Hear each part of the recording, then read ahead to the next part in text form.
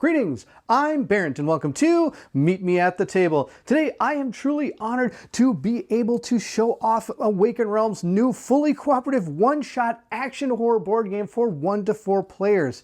This game is called B.E.L.O.W the Asylum. We are going to be taking on the role of some elite agents that are going to be brought into an abandoned asylum due to, I guess you could say, experiments. So it has been shut down. But because of that, it is fractured, and there are two different sides of our world that are attempting to merge to one, and we have to stop them. In this video, we are going to be doing a full setup and a full playthrough of the game. Now, I do want you to be aware that this is a 100% prototype of the game. Everything you see is subject to change, including the rules. Right now, the rules are a living document. So if you watch other playthroughs, there may be some differences in how the game is transpiring, but I'm excited to show you off at least the mechanisms and what to expect if you're interested in backing this game.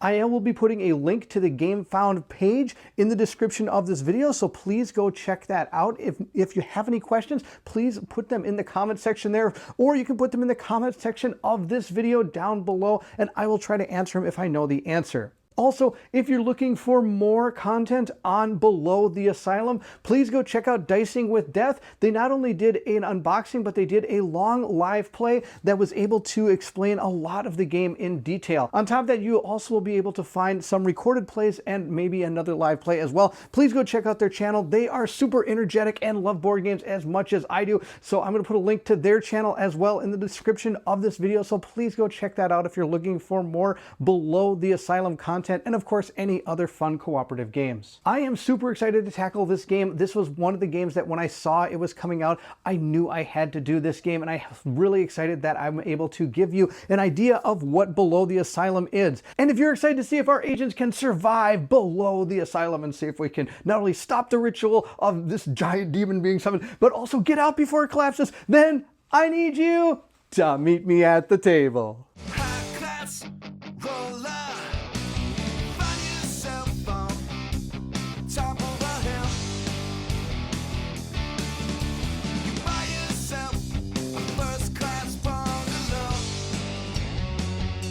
The first thing we're going to do is get our board all set up. As you can see, there are multiple parts to this board. The first part is these two middle sections here. They're going to be placed, and they're also going to separate the below from the above. We're also going to put in our rings. There are 2 rings, an outer ring and an inner ring. In the full version, there'll be multiple rings that will be randomly chosen for your mission. And they're going to be placed down. So you see the start is here, and then these 3 things line up here. So or 4, I should say, are lined up there. So we're all set to start. That's exactly how it's supposed to be placed. We're going to place our miniature in the middle of this board.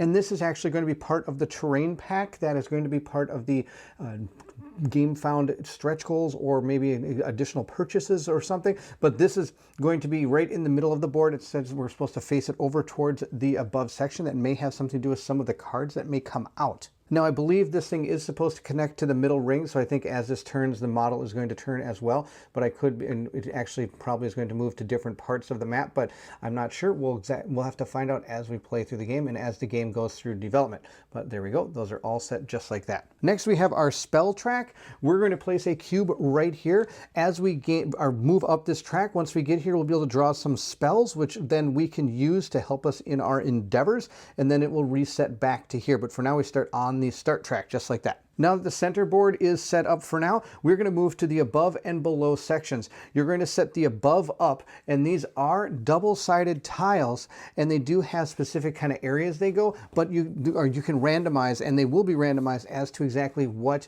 is going to be placed where. So I could do it this way if I wanted to and have above 2, or I could do it this way and have above 1. I've just randomized it just like this. We have an above A1, B1, D2, and C2. This is going to be our above section here. What you see on this is you're going to see walls and doors. These you're going to be able to move through, and if there's ever 2 parts of the board that connect like this, this is considered one big room that you're going to be able to enter into. Now that I've randomized and set up our above area, we now have to set up our below area. And the below area does have a specific setup based on what you did here. So if you use D2 here, you use, or D2 here, you use C2, D2 here.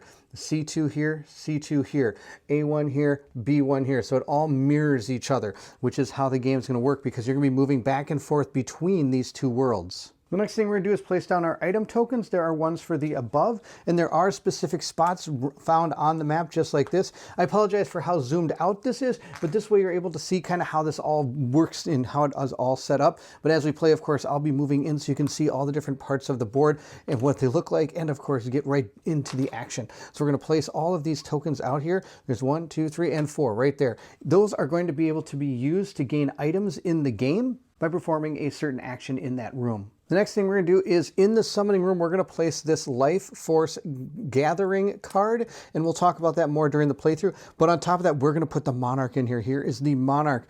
Look at this thing. This is an unkillable giant miniature enemy guy that's going to be trying to take us. Look, it's got this girl. It's probably the same girl right there that's like kind of been possessed by this thing or something. We'll have to find out the story behind that. But that's going to go into the summoning room. And now over here we have all of our different enemies. We have our nurses, we also have Needleclaw, and we have our skinwalkers here. This is Needleclaw. Now I'll tell you right now, if you know anything about Awakened Realms, their miniatures are out of control. Look at this guy. This guy looks so good. These are going to be super creepy, and they're going to be walking around in the below and of course in the above. This is the Skinwalker right here. I didn't really do an unboxing of this because I wanted to just get right to the game, but this is a good way to be able to show off what some of these miniatures look like. Look at the nurse. I love the detail on these different parts of the nurse's outfit here, and they're all going to be exactly the same. That's pretty sweet. Now, of course, we also have all the other cards we're going to use, and I'll be going through a lot of these cards as we go through the playthrough. We have items, we have spells, we have different traumas. When the fiends attack, which is what these are, we're going to be drawing cards and dealing with that. We have Monarch activations and Monarch attack cards as well. That's that big giant miniature we just put into the summoning room. Moving back to the board, we are going to start placing out some of our fiends. We're going to start by placing nurses in specific rooms. We're going to place one up here in 12, another one in 22, and the last one is going to go in number 42 right over there. Now we're also going to place a Skinwalker in the above as well over here in number 32. Oh, this is going to be awesome. We're going to be placing more Skinwalkers. Of course, there's more powerful enemies down here in the below. We're going to place them in each of the highest level rooms in every part of the board except for B. So the highest numbered room up here is 14, so we're going to place one there. The highest number in this area is number 24. The highest number over here is 44. And now we're going to place a nurse in the highest numbered room up in this area. Then we have our rifts. Our rifts are super cool. This is how we're going to be able to shift between the two different areas. We're going to be walking through these particular portals. And we also need to make sure we keep these on the down low. If you ever have to place one of these portals and you can't, or these rifts, then you're going to lose the game. So we're going to place some of these out here. We're going to place one up in number 11. And we're going to place another one in 31 and also one in 41. We'll place one there, and 41 is right here in the bathroom. It's always the bathroom, especially when the tub is filled with yucky blood and rust and all that other stuff.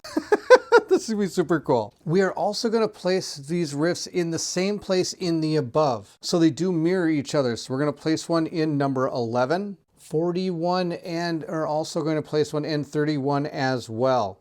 There are 6 more of these. They are placed in tandem, so we have 3 more that we can place in the above, and then of course 3 would then place in the below. If we ever have to place our 4th rift, and we haven't gotten rid of any of these yet, then sad city, we're going to lose the game. With our components completed on the board, we are going to go into getting our cards all set up. So first thing we're going to do is make our event deck. So our event deck is made up of 3 chapters, and we're going to shuffle these up a little bit, and we're going to take 3 of these and put them down. 1, 2, we'll take this one, 3. We're going to take 3 of these cards, get them into a pile so that they're in the event deck. Then we are going to take the Chapter 2 cards.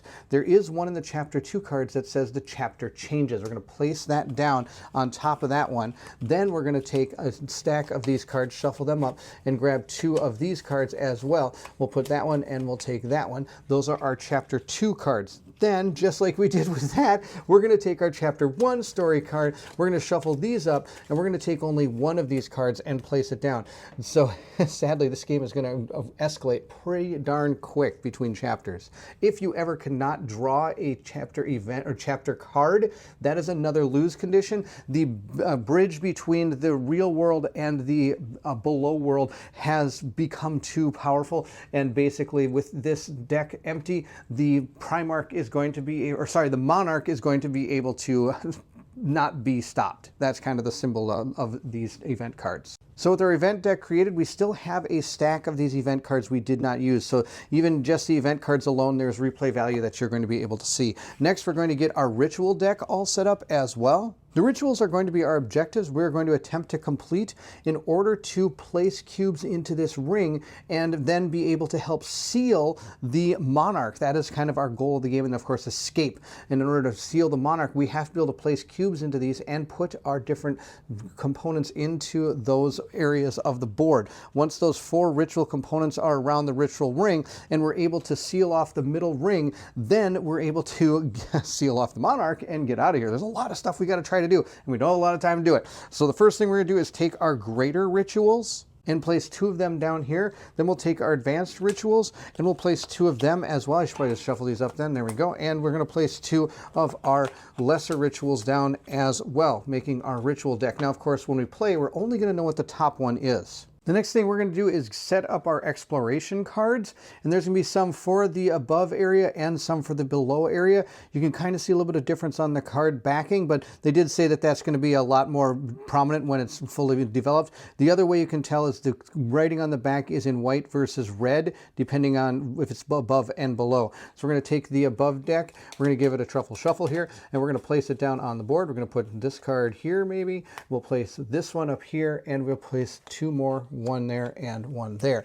Now these, of course, we can do an action in these rooms and be able to reveal those and also gain some seals, which of course I think we can put out there, which are going to be awesome because once we get, then we can move around this thing. Oh, I'll explain all that in just a second, or when we start playing. This is a really cool feature of the game. We're also going to place those down over in this area of the board as well. So we're going to shuffle those up and place a couple down here, 1 here, here, and there. There are 3 different exploration cards out on that part of the board. The last thing we have to do is get our shimmer deck and get it all set to go. We'll just shuffle it up and put it down here. This is going to be something we resolve at the end of our agent's turn. It'll have some specific event on it, or it's something that we might have to deal with. And then it also has a shift number, which I'll talk about in just a second when we set our characters up. We also have our 3 enemy cards that we're going to have out here, and I will explain how all of these work as we go through the game and we play it, and we have to deal with these guys. We can actually be able to take out the enemies. We just can't take out the giant Monarch. It is an unkillable creature, unless of course something in the game allows us to do that. Now, of course, we also have all our different components. We have our ritual components here. We also have the different cubes that we'll be using during the game, and we have our dice. Next, we're going to set up our characters. I've kind of already done that, but I am going to quickly go through each of the different parts that you see here. First thing is you get your basic board, and we have our characters that we're going to slot in just like that. Our first character we're playing with is Blade. There are 2 that were provided during the prototype, our Blade and also our Conductor. Those are the 2 different elite people we can use. There has an ability here of, or it's, I guess you could say he's an expert in drawing unlife energy. So why not? He's definitely in the right spot. He's going to have a special power that has to do with his craving, which is what he has a sword that kind of craves stuff. And he's going to, as he defeats or damages fiends, he's going to move this up a track and eventually can use all this and bring it back down to 0 to be able to provide different abilities based on where this is on the track, and this is his kind of unique feature for his character. He has limited potential and stamina, and these limiting factors can move up, but you can never go above the limiting factor. We have our movement, our attack, and then we have our health. Our health is locked as well. We have 3 health. As we unlock different parts, we can move this cube up, and then we gain those. We actually become more powerful as we go through the game.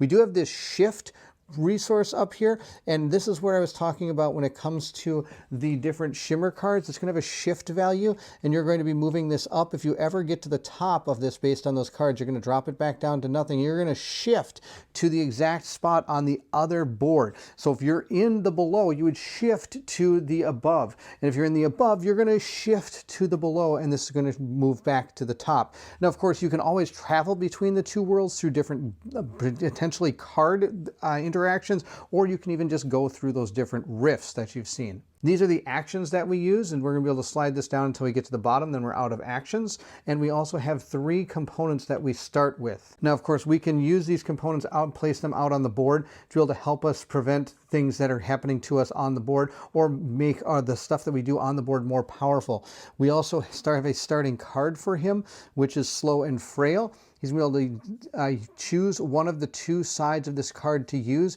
and based on the actions he performs, he's going to be able to use this particular card. We'll see that in the playthrough. He starts with, we start with 3 different health cards: tense, on the edge of battered, and paranoid and bleeding. And as we take damage and we have to reset our track, we're going to be gaining, these are going to be discarding, and eventually we're going to go to brink of death and sad. We don't want to be on that, that's for sure.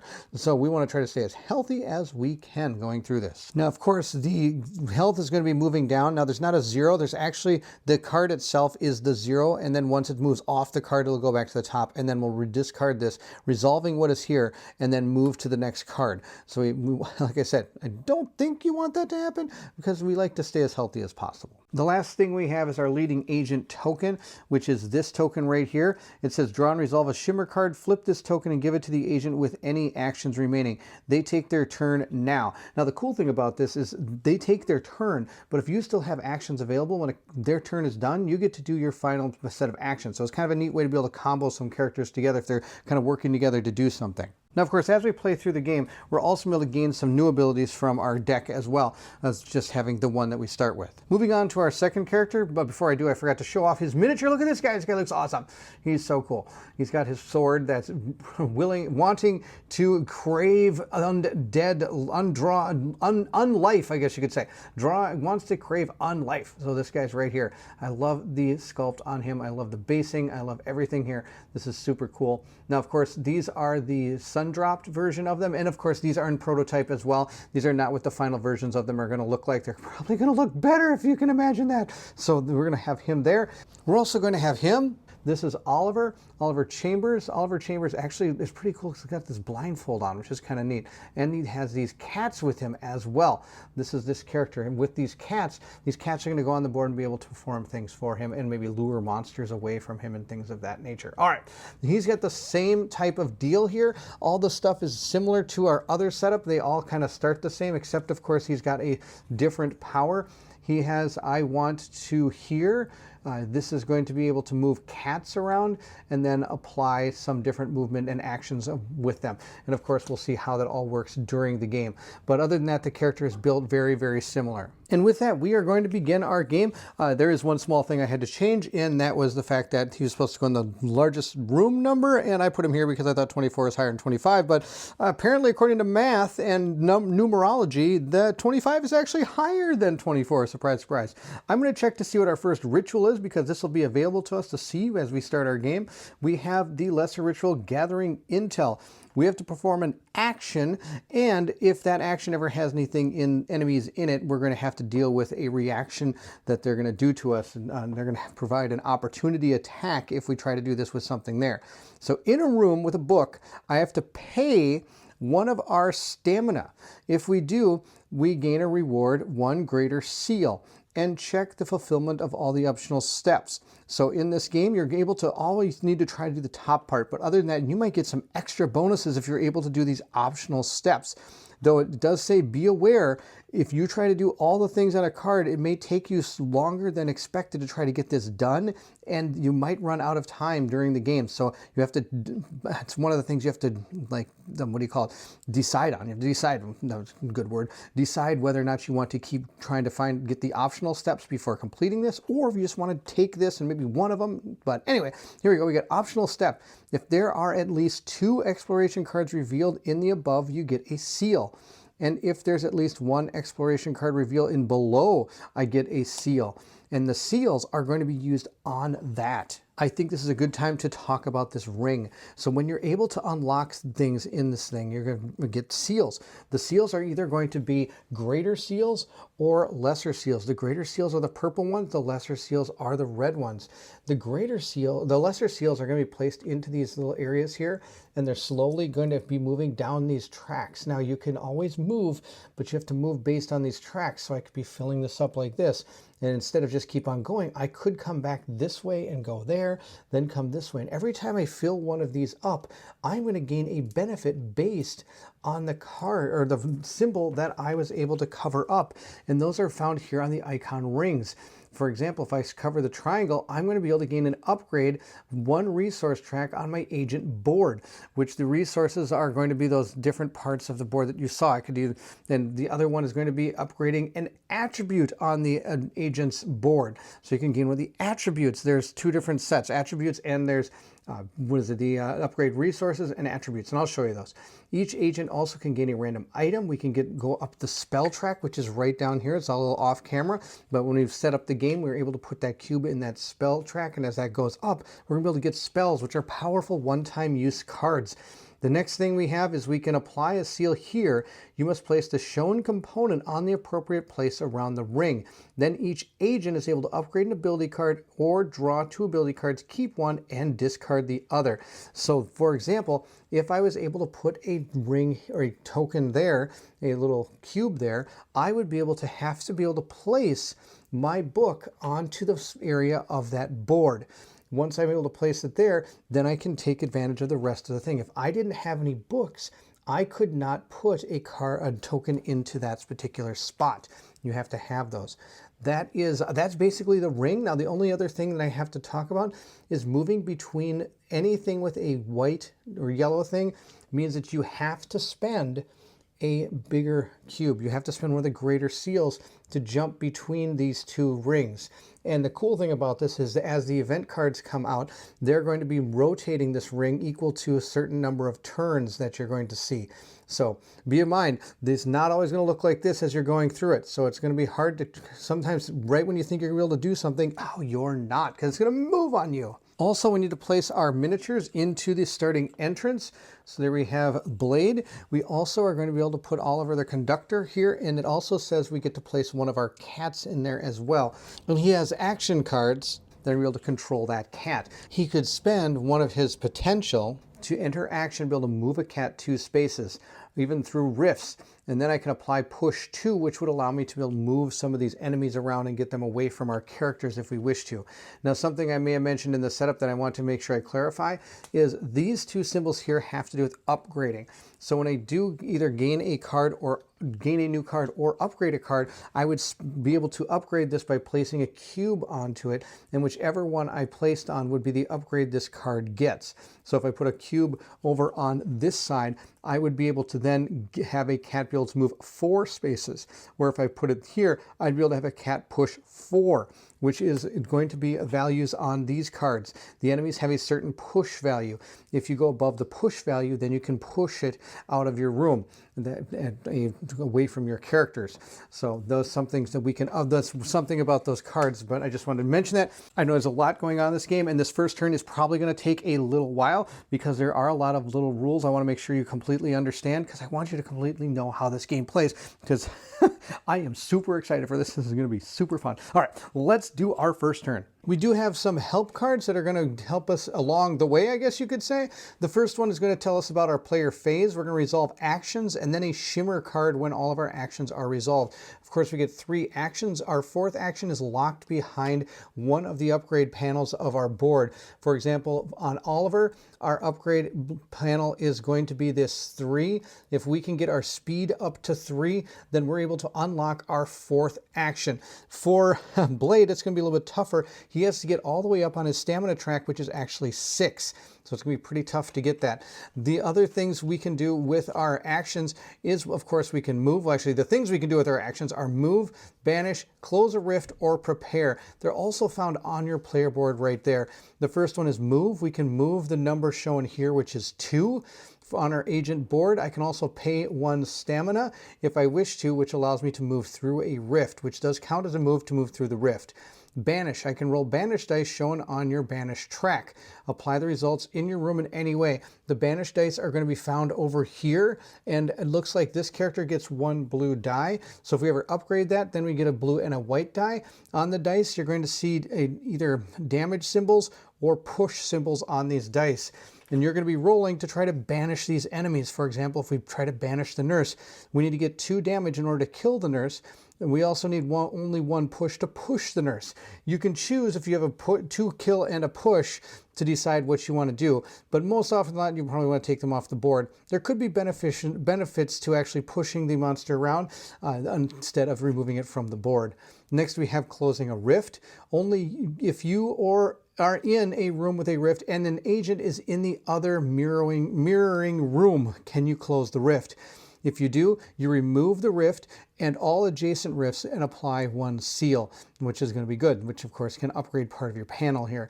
Prepare, I can gain back a potential and a stamina and pick up items from your room. You may trade items, components with other agents in your room, as well as place components in your room. So you can place these down on the board if you wish to, because that might be beneficial for certain objectives, or it might be important because you may need them in order to perform certain actions on from your cards or things of that nature. There's many different reasons to put them on the board.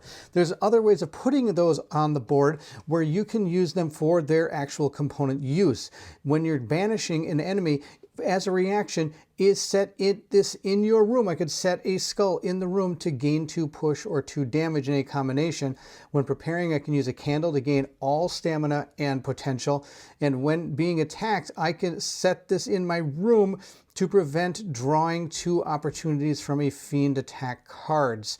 So those are different things you can do to drop those components, unless you just want to do the prepare action, then you can just drop them as is.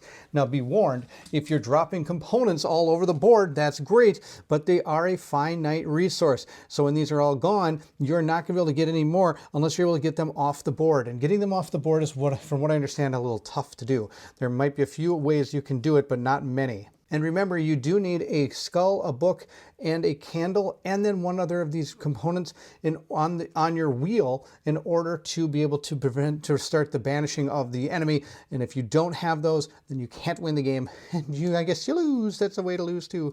So those are the different actions. Let's go ahead and do some. I'm going to spend an action on Oliver to move 2 spaces. I'm only going to move 1 though. I'm going to move into this space right here.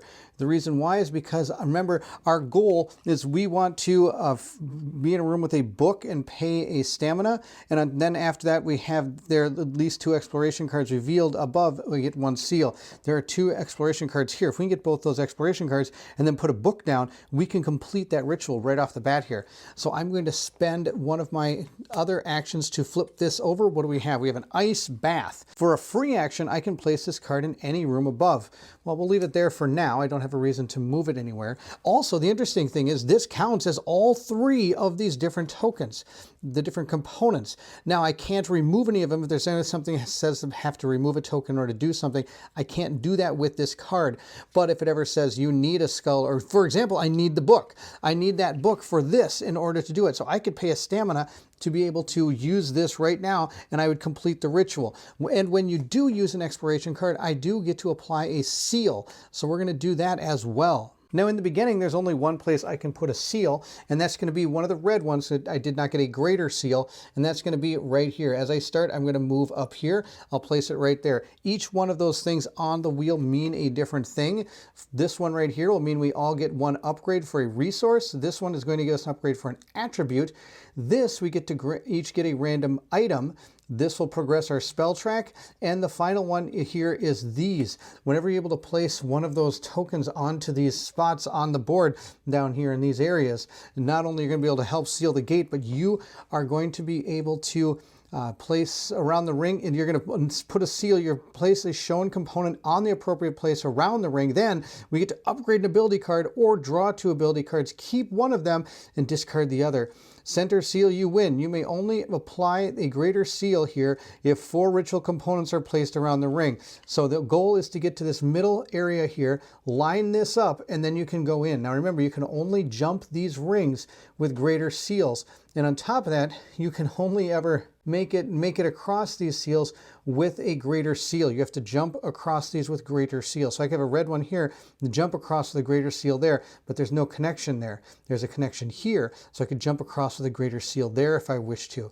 But for now, we were able to put one down there and raise our spell track by 1. 2 more spells allows us to draw 3 spell cards, keep 1, and discard the other. For my third action, I'm going to move him here, and then next turn we can maybe get one of these items here and see what's there. Having used all 3 actions, we are going to now draw a shimmer card, and we'll reveal it and do what it says. We start on this side. First it says shift fiends from the mirroring room. So we have to check to see if there's any other enemies in the room that he's standing. And he's standing in 23, so we're going to check the mirroring room, which is 23. There's nothing there, so nothing is going to shift into his room.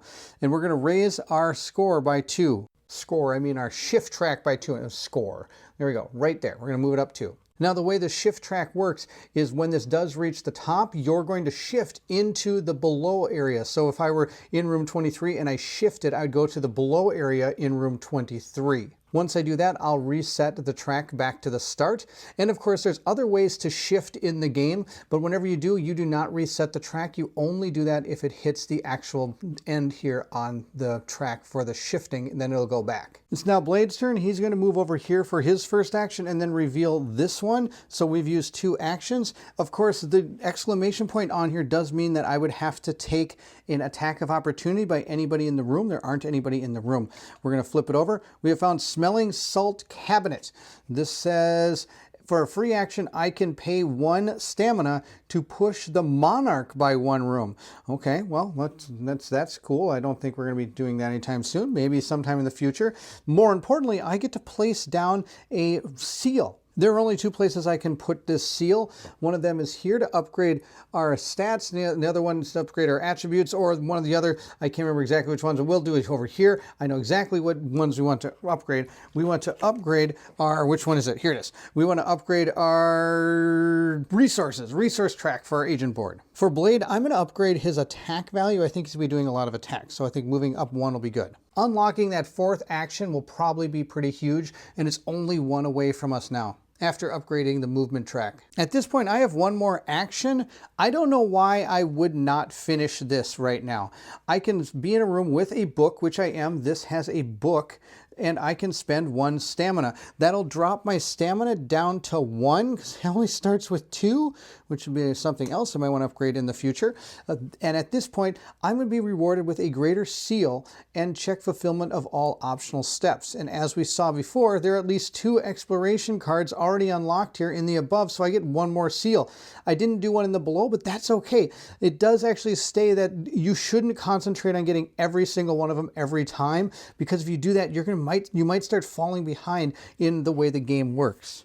Because the game is going to be getting harder and harder. They're going to be throwing more monsters at you. Eventually, these guys are going to come on. These guys are nasty at some point. So if we start trying to fulfill all these objectives, we might not be able to get enough seals to keep ourselves up with the amount of danger that comes in. Now, I do get a greater seal and a regular red cube. So at this point, I could choose to jump to this one right here. But if you notice, there's no paths off this. So this is like a one-time deal. I would get 2 on the spell track, which would allow me to get 3 spells, which wouldn't be bad.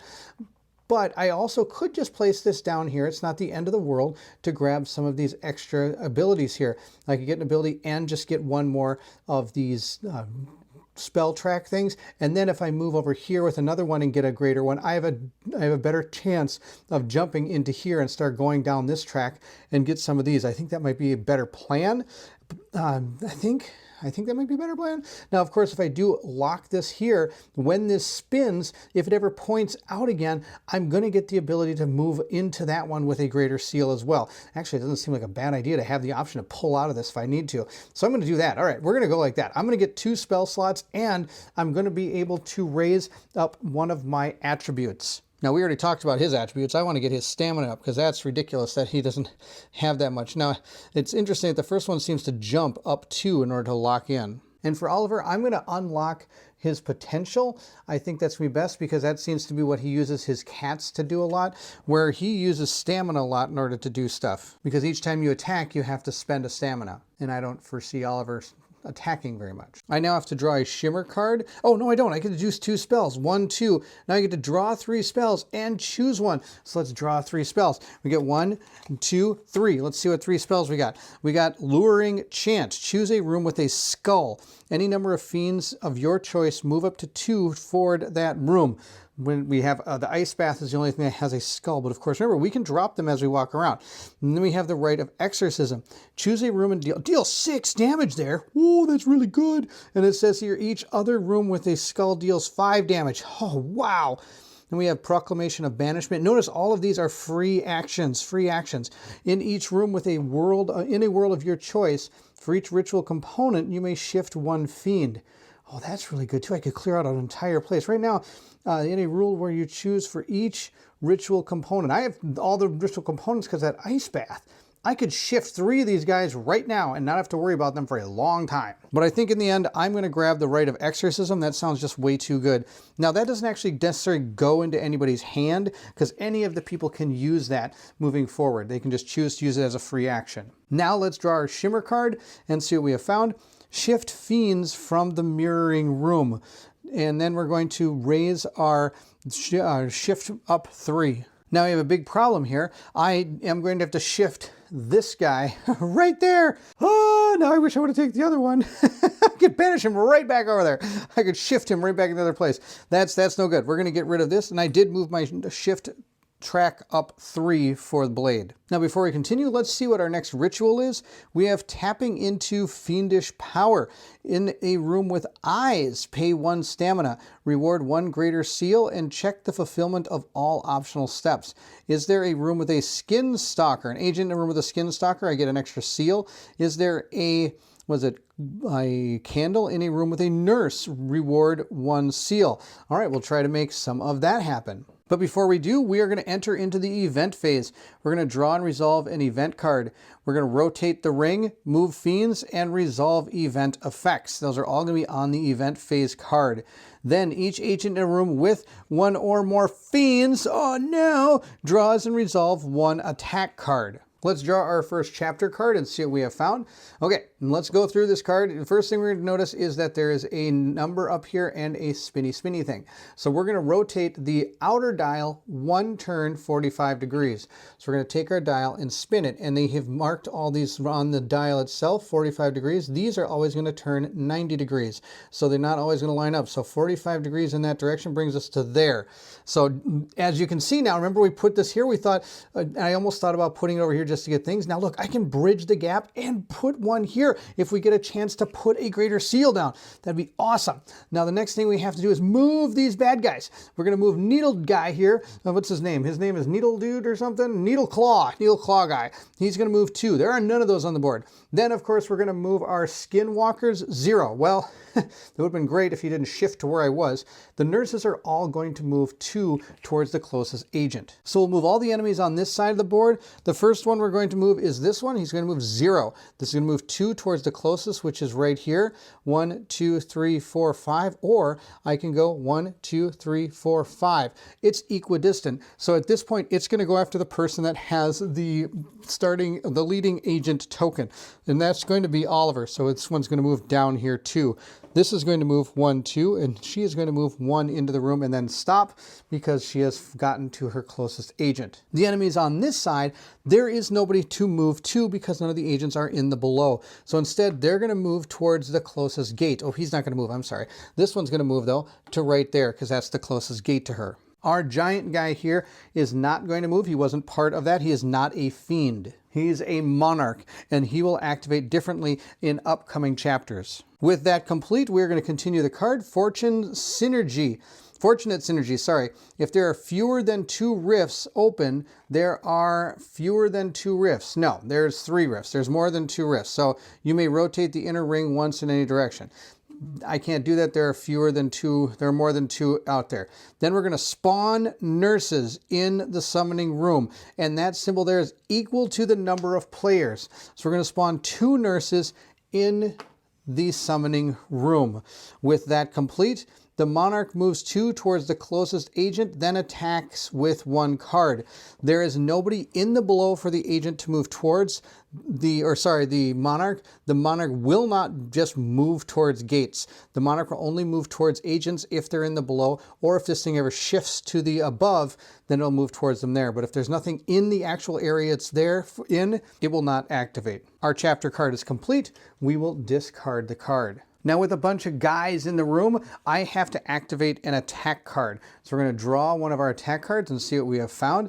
It says, resolve the special effect of the strongest fiend in the room. Now this is not an opportunity attack, this is a straight attack. This is just a normal attack, so I'm going to resolve the strongest. The strongest is the Skinwalker. The Skinwalker is going to use Dragged to Pits of Despair. I'm going to lose 3 and move without taking opportunity attacks. The Skinwalker and yourself to the highest numbered adjacent room, even through a wall. All right, the highest numbered adjacent room, is that 24? Nope, this is the highest number adjacent. Oh, adjacent room, so it doesn't matter what number this is. It's going to move us back to the entrance. That's kind of convenient. I am going to take 3 damage. Now, also, sadly, I'm no longer in this room, but we already completed that objective, so I don't have to worry about that. What I do need to do is if I can get a candle in this room, I'm sitting here. All I have to do is go over to that side and stand in an eyeball room. That'll be awesome. And the eyeball rooms they're talking about are, see these symbols on the board? Those are going to represent specific things on the map. They normally inherently don't do anything, but as you can tell by our ritual, they are going to play a part in the game. There are eyes, there are surgical beds or surgical tables, I guess you could say, and there's also these summoning circles, I think is what they are. So there we are. All right, that is the end. I do have to take 3 damage still, and we're going to discard our attack card to the discard pile. I just usually put cards in the bottom. That way it doesn't have as much space on the board. Speaking of the board, I do want to show you exactly how much table space this game takes up. I do run a 3 foot by 5 foot gaming table. The playmat you see is 3 foot by 5 feet. The edge of the table is actually a little bit higher because I have my tabletop on top.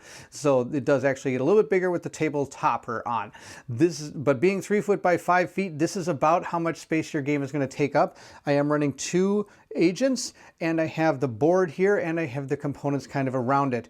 If you need, this is kind of the biggest part of the game, is the board. If you want to run the agents off on a different table, you can, and the cards can all kind of be in different areas of the thing if you want. But I just wanted to give you an idea of the size of this game, at least for the prototype. Now when the actual game comes out, it may change in size. Now I have to do what I don't want to do, and that's take 1, 2, 3 damage. Now the card does have supposed to have a damage cube on it, so it can actually hold 1 cube. Once that's done, we're going to say we take 1 more damage, we're going to go back to 3, but we're going to discard this card and do what it says on the card. So we're going to actually gain back 2 stamina. With that being the end of the turn, I will flip this token. This now gives me a free action to draw and resolve 1 shimmer card, flip the token, and give it to an agent with an actions remaining. Take their turn now. The cool thing about this is, for example, I could do 2 actions with this guy. Activate this token, give this to Blade. Blade can then do all the actions he has and then come back and finish off this character, which is really cool. This character is still the lead agent, so we're going to start there. Oliver has 3 potential. He's going to use this card. I can spend 1 potential as a free action, allowing me to drop my potential to 2, and that will give me the ability for my cat to move 2 and then apply push 2. It's not going to move anywhere. It's just going to push this one over here. The Skinwalker's push value is 2, so I meet or beat it, so I'm going to push it over there. That's going to be the plan. I'm going to spend 1 of my actions to move 3 spaces. 1, 2, and I'm going to go through that rift, which is going to cost me a stamina. So that's going to drop my stamina down to 1. I only have 1 more left, which is 0, and then I'm going to have to take a damage to reset it, I think is how that works. So I'm going to put that down to 1. I'm then going to, with that stamina, I'm going to move to here. Then I'm going to spend another action to move into this space here. That gives me the ability to activate that ritual with the pay one if I'm in an eyeball space. So I am in an eyeball space, but we're not going to do it yet. This is where I'm going to get tricky. I am going to again use a free action and one potential to use my cat. I'm going to move it 2 spaces to here and then push this nurse into that space. It says push 2. The nurse has a 1 push, so actually I could push it up to 2 spaces. I only want to push it 1. I believe you could probably choose to not do the full extent of the push if you do not want to. So I'm pushing it into the ice bath. The cat's going to knock her right in the ice bath. Oh, I'm in the ice bath. Yeah, it's cold. I'm going to then activate this guy by spending my lead agent token. I'm going to draw and resolve 1 shimmer card and flip this token and give it to an agent with an actions remaining, and they are going to take them now. So I'm going to flip that token to give it to Blade. Now, as I do that, I'm seeing I am failing to realize something. I'm going to move him over here with this guy, and he's going to get beat up again. Why am I going to do this again? I don't know. Maybe I might run him somewhere. Nope, this is going to be the plan because we're going to get 3 awesome things. And then hopefully with those 3, I can upgrade his health at some point because this is going to be a bad way to start. Now that I realized he would take actually a lot of damage from just standing there with those guys, I think instead what I'm going to do is I'm not going to use the lead action token. Instead, I am going to spend my 1 last potential. Oh no, I don't have to spend potential. I apologize. My last stamina point to activate my the lesser ritual here. I'm in a room with the eyeballs, so that's going to check off that box. I get 1 greater seal, and there's a candle in a room with a nurse, so I'm going to be rewarded 1 seal there. Now I do get a greater seal, so I am going to place that greater seal right here. Again, we're going to jump back across, and that's going to allow us to place this token here. I get to place a skull into the skull area. I also get the other one here. I'm going to place this here. That moves my spell track up 1, and I've already done that. It's kind of off screen. I just moved it up 1. It doesn't have any consequence. Now remember, I cannot put it here because in order to cross there, I need to have a greater seal. So hopefully in the future, I will be able to jump across there. That'll be pretty awesome. I'm going to hopefully be able to get 1, 2, 3 different spaces, or 1, 2, 3 different spaces that I can jump back across, needing a greater seal. Even though I've placed these 2 here, this thing could spin like a ton and have this one end up over here, and then jumping back over here would be kind of nice as I could run over there. So it's kind of cool how this thing works. I think it's a really, really neat feature of the game. One of the highlights, I think it's super cool. It's very unique to a game like this. Having completed our ritual, we're going to draw our next one, which is an advanced ritual. These are a little bit tougher to do. Again, spending an action in a room with a rift, pay 2 potential, which I have 1 of right now. The strongest fiend in the same world moves 2 towards you. Now it does say fiend, so it is not the monarch. The monarch will not move towards me. I get a greater seal, and I can check the optional steps. Is there an agent in a room mirroring yours? 1 seal and close the rift in your room. Now that's really good. If there are 3 interconnected skulls, reward 2 seals. If there's a fiend in a room with both a rift and a candle, reward 1 seal. So this is why you might want to place some of those things down. We can do a lot of cool things with those components on the board. Now, since we did place one into this position, and there is that A slot here, I get to advance my characters. So I get to upgrade an ability card or draw 2 ability cards and keep one of them and discard the other. I think we're going to go 2 different routes. For our Blade, we are going to upgrade one of the card he has. I'm going to upgrade the power of this card. So when I use it, it not only gets to do a free banish, it gets to add 1 to the attack. Do I really want to do that? We want to get new cards. What am I talking about?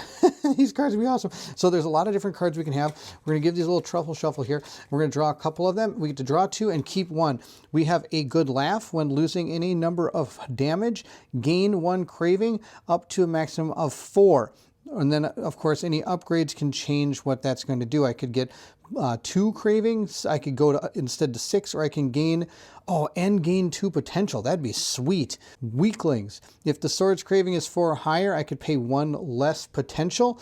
And if I do once per, or then, but what it really is doing is once per attack, I can prevent 1 damage loss. That's really good. I think both these are good. Can I just keep them both? They kind of combo with each other. It's kind of neat. I think I'm going to, they're both reaction. This one's going to cost me a potential to lose 1 less health. That'd probably be really good per attack. This one is whenever I lose any number, I get to grab a craving. Let's do this one. I get to grab a craving when I get hurt. So basically, if I attack, I'm going to get craving, and when I get hurt, I'm going to gain craving. I'm going to be craving a lot of craving. All right, fantastic. Okay, that's him. He is also going to grab a couple new upgrade cards. Let's see what upgrade cards we can do. I'm sure Elijah's going to have to do with cats.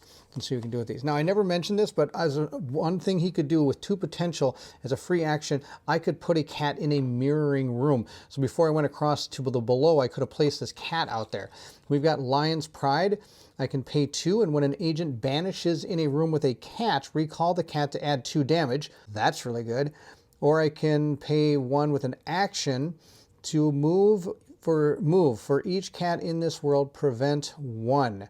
An opportunity from a fiend attack during this move. Okay, I think I'm going to take Lion's Pride. I like that really well. We're going to ditch this one back in this card pile. And this token actually should be flipped onto that side. That's my fault. With Oliver's turn complete, we're going to draw a Shimmer card.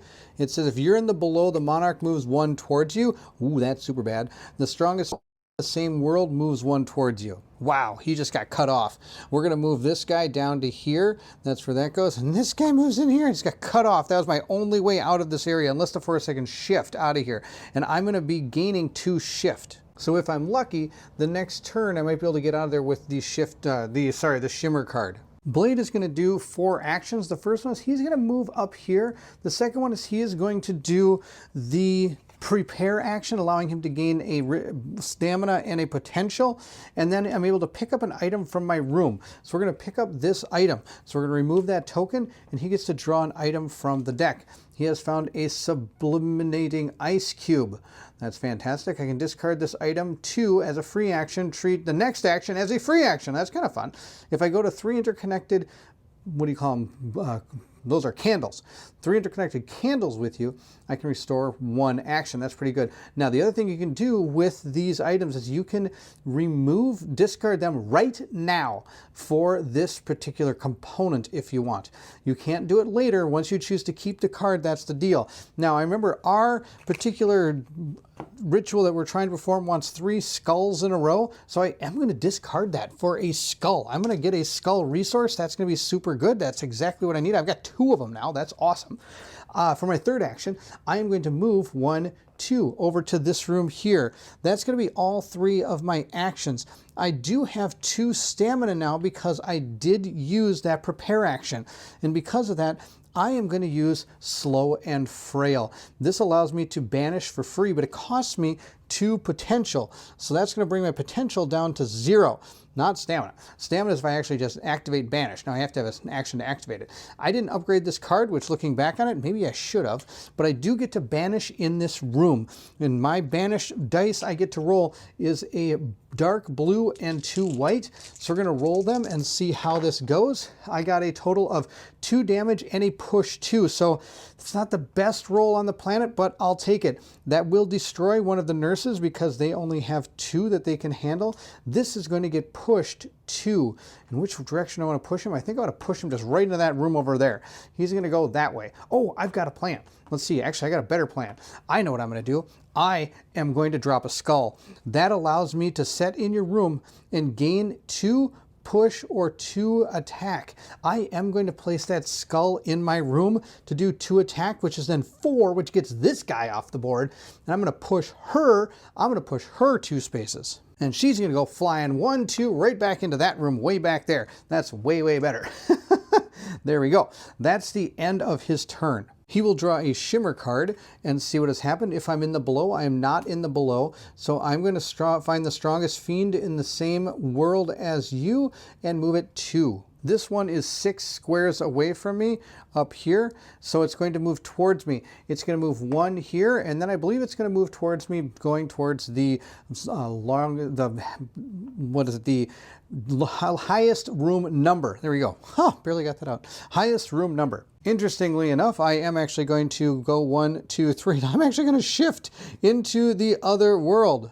The mirror room from him is right here in the below, which is very below average place to be right now.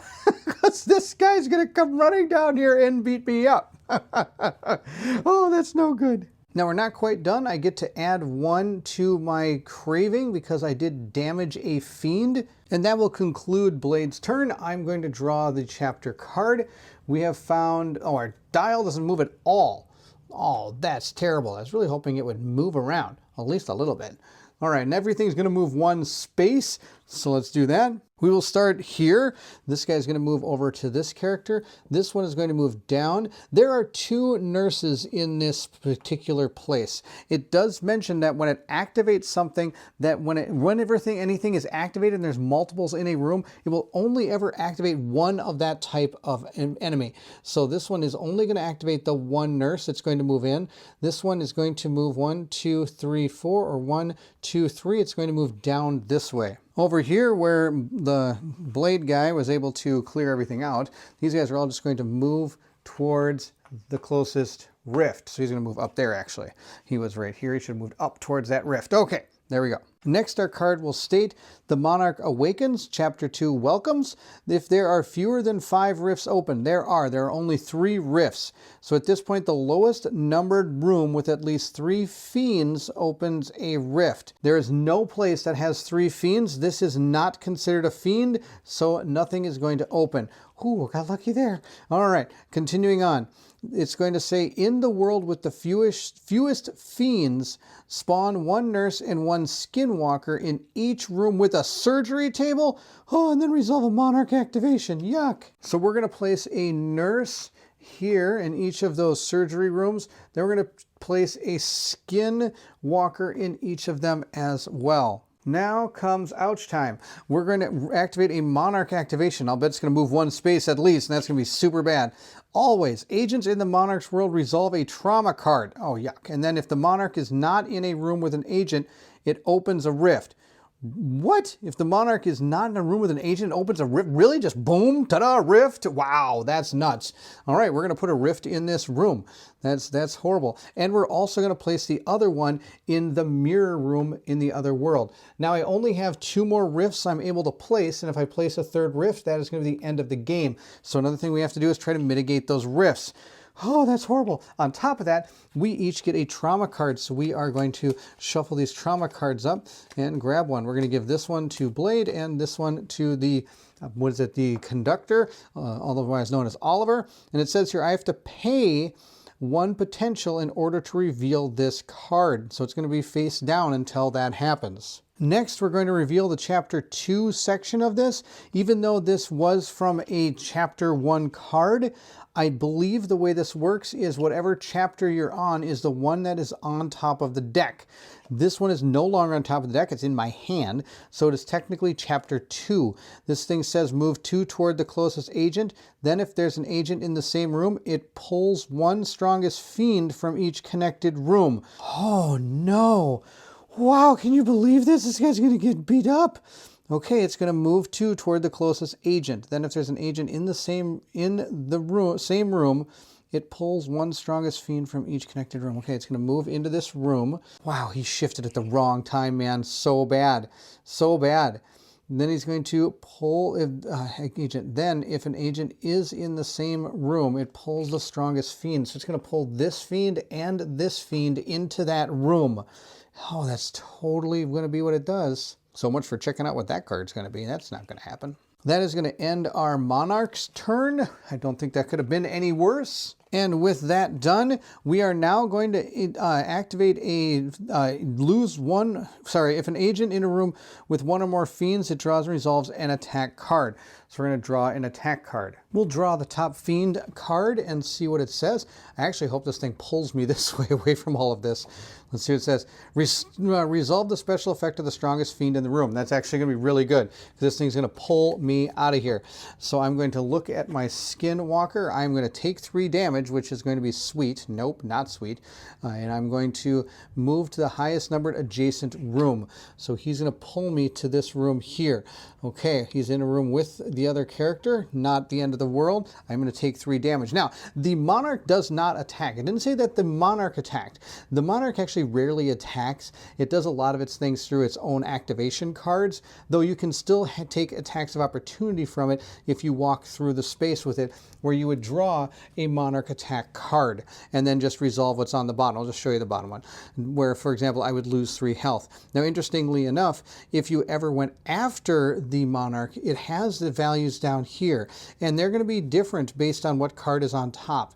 If you're able to meet or beat that number, instead of removing it from the board, you would flip over the card and gain whatever's on the back. For example, the bottom one here, which I don't know what the top part of it is, I'd apply 2 seals, I'd spawn a nurse in the room with the monarch, and it moves 2 spaces away towards the furthest surgery table.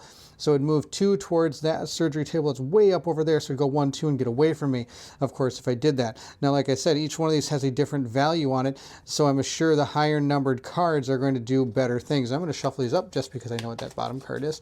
So I just wanted to give you an idea of what the monarch actually does when it comes to like attacking and reacting, and if there is anything you can actually do to it. Back over here in Punching Bagville, I'm going to take 1, 2, 3, and I'm going to remove this card. And down here at the bottom, it says when discarding this card, gain 2 stamina. So I'm going to gain 2, bringing mine to 4, which isn't bad.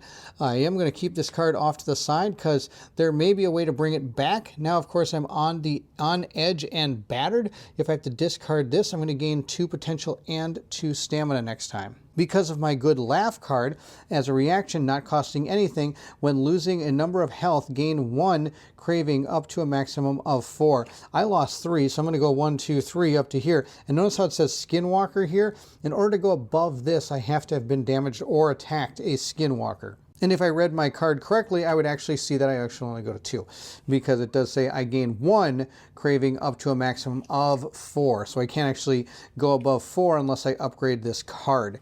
All right, that's 4 would have been really nice. Now remember, I can, as a free action, activate anything and grab everything below the number and below of this, which is kind of nice.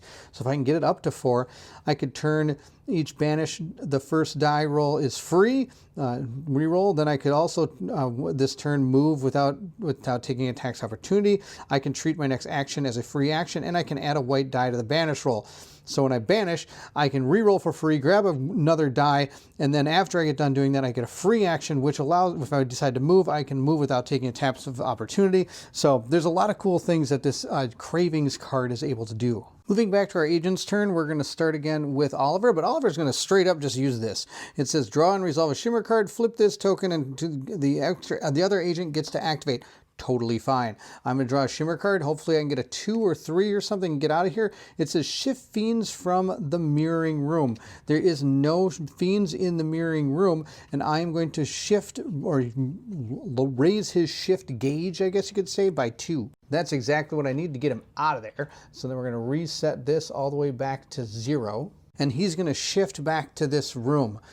Do note that when you do shift, you do not take opportunity attacks. You just disappear and reappear in the other room. Activating Blade, I'm going to use my first action to banish. I'm going to banish this guy, get to roll blue and 2 white and see how this goes.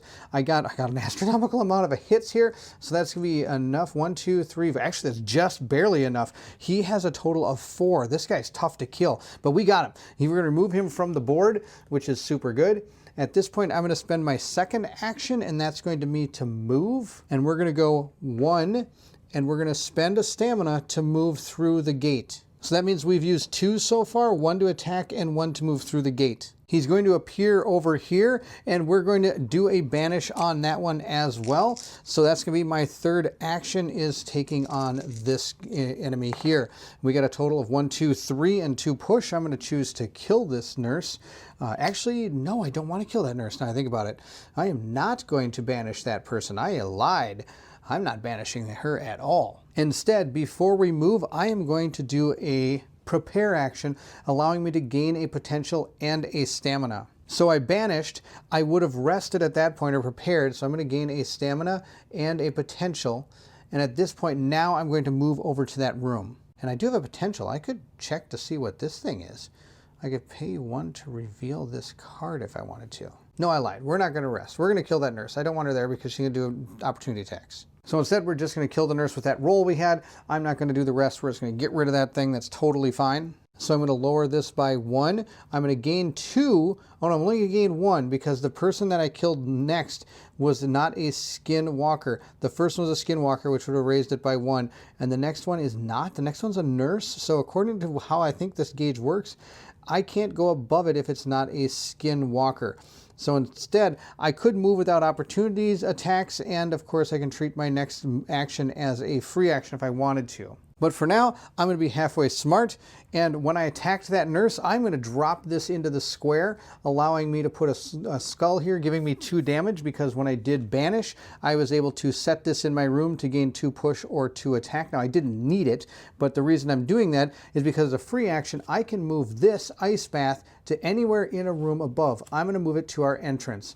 That's going to be the end of his actions. He banished, moved, and banished. Those were his 3 actions. Moving over to this character, we're going to see what happens, but first we're going to do his Shimmer card. He's going to reshuffle the Shimmer deck. So there is a shuffle mechanic in the Shimmer deck. That's the way that this deck does get reshuffled. So we're going to give that a little shuffle here. So it's all set to go. If I can get it all to stick together. There we go. Perfect. Get it all organized. Excellent. Okay, that is all set to go.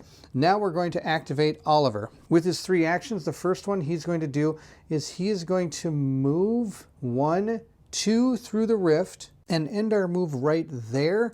I'm going to use my second action to prepare, and I'm going to drop the candle in that square, allowing me to gain all of my energy, or my potential and my stamina back. Now, before I do that, I do want to use a potential on my ritual here, or my trauma, which will be able to bring it down to 0 before I activate my candle. I might as well do that. So I move, I'm going to pay 1 to reveal this trauma card. It says I'm drowning, and there's a straw, and there's a straw.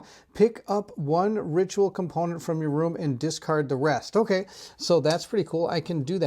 I believe I get to keep this card and use it when I want to. I don't believe it fires off immediately. If it does, that's sad because I can't do anything with it. But now I'm going to rest and gain back all of my potential and my stamina. I'm not going to use that card because I do want that candle in that spot. I'm going to use my cat card for 1 to bring my cat to the square. He was 2 away from me. Then, believe it or not, I'm going to prepare again to bring my potential back up to the max.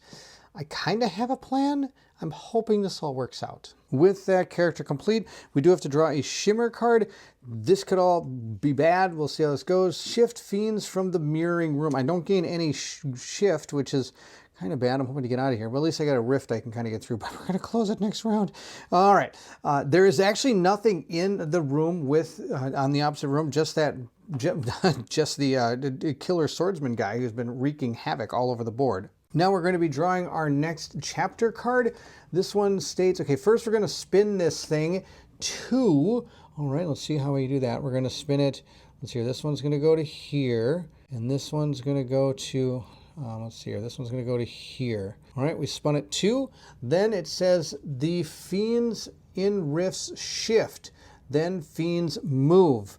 All right, there is some fiends in, there are some fiends next to these, to the portals, so, or the rifts, I should say, and then we're going to move these dudes. The nurses all move 1. This one's going to move down to here. This one's going to shift over to the other area, and this guy's going to move 1, and this guy's going to move 1. I think the nurses, that guy, yeah, these all move 1. Okay. Now, over here, this one's going to move down. These 2 are going to move over. This one's going to move down. These 2 are going to move down.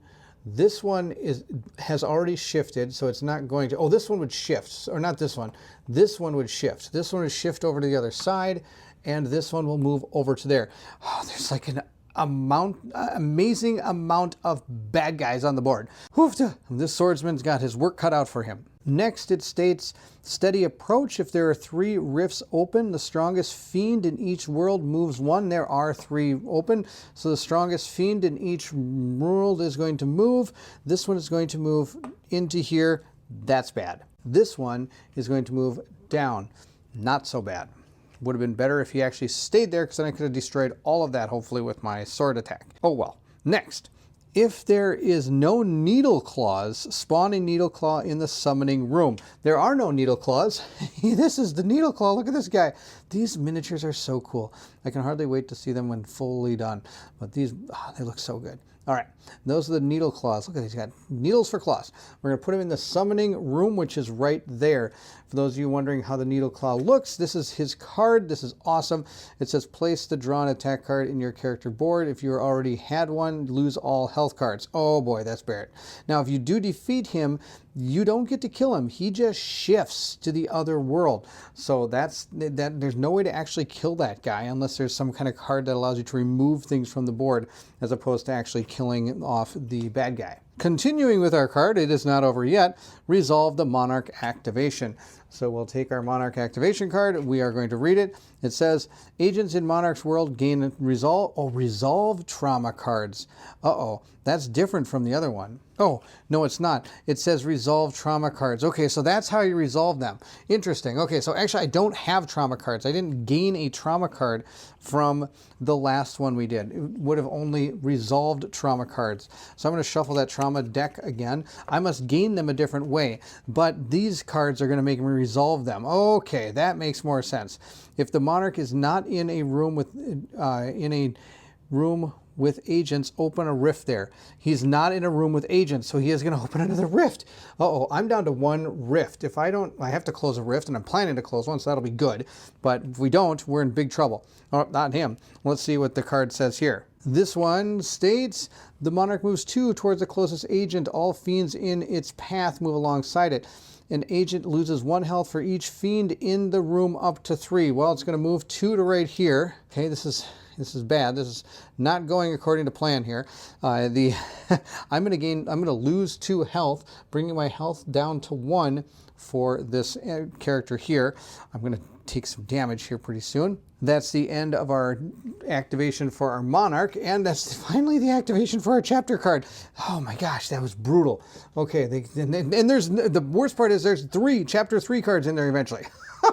It's gonna get even worse. Oh boy. Okay, that's it. Now we're done with the card. Now we just have to make an attack. These guys are going to attack. I am going to draw a Fiend attack card and see what it says.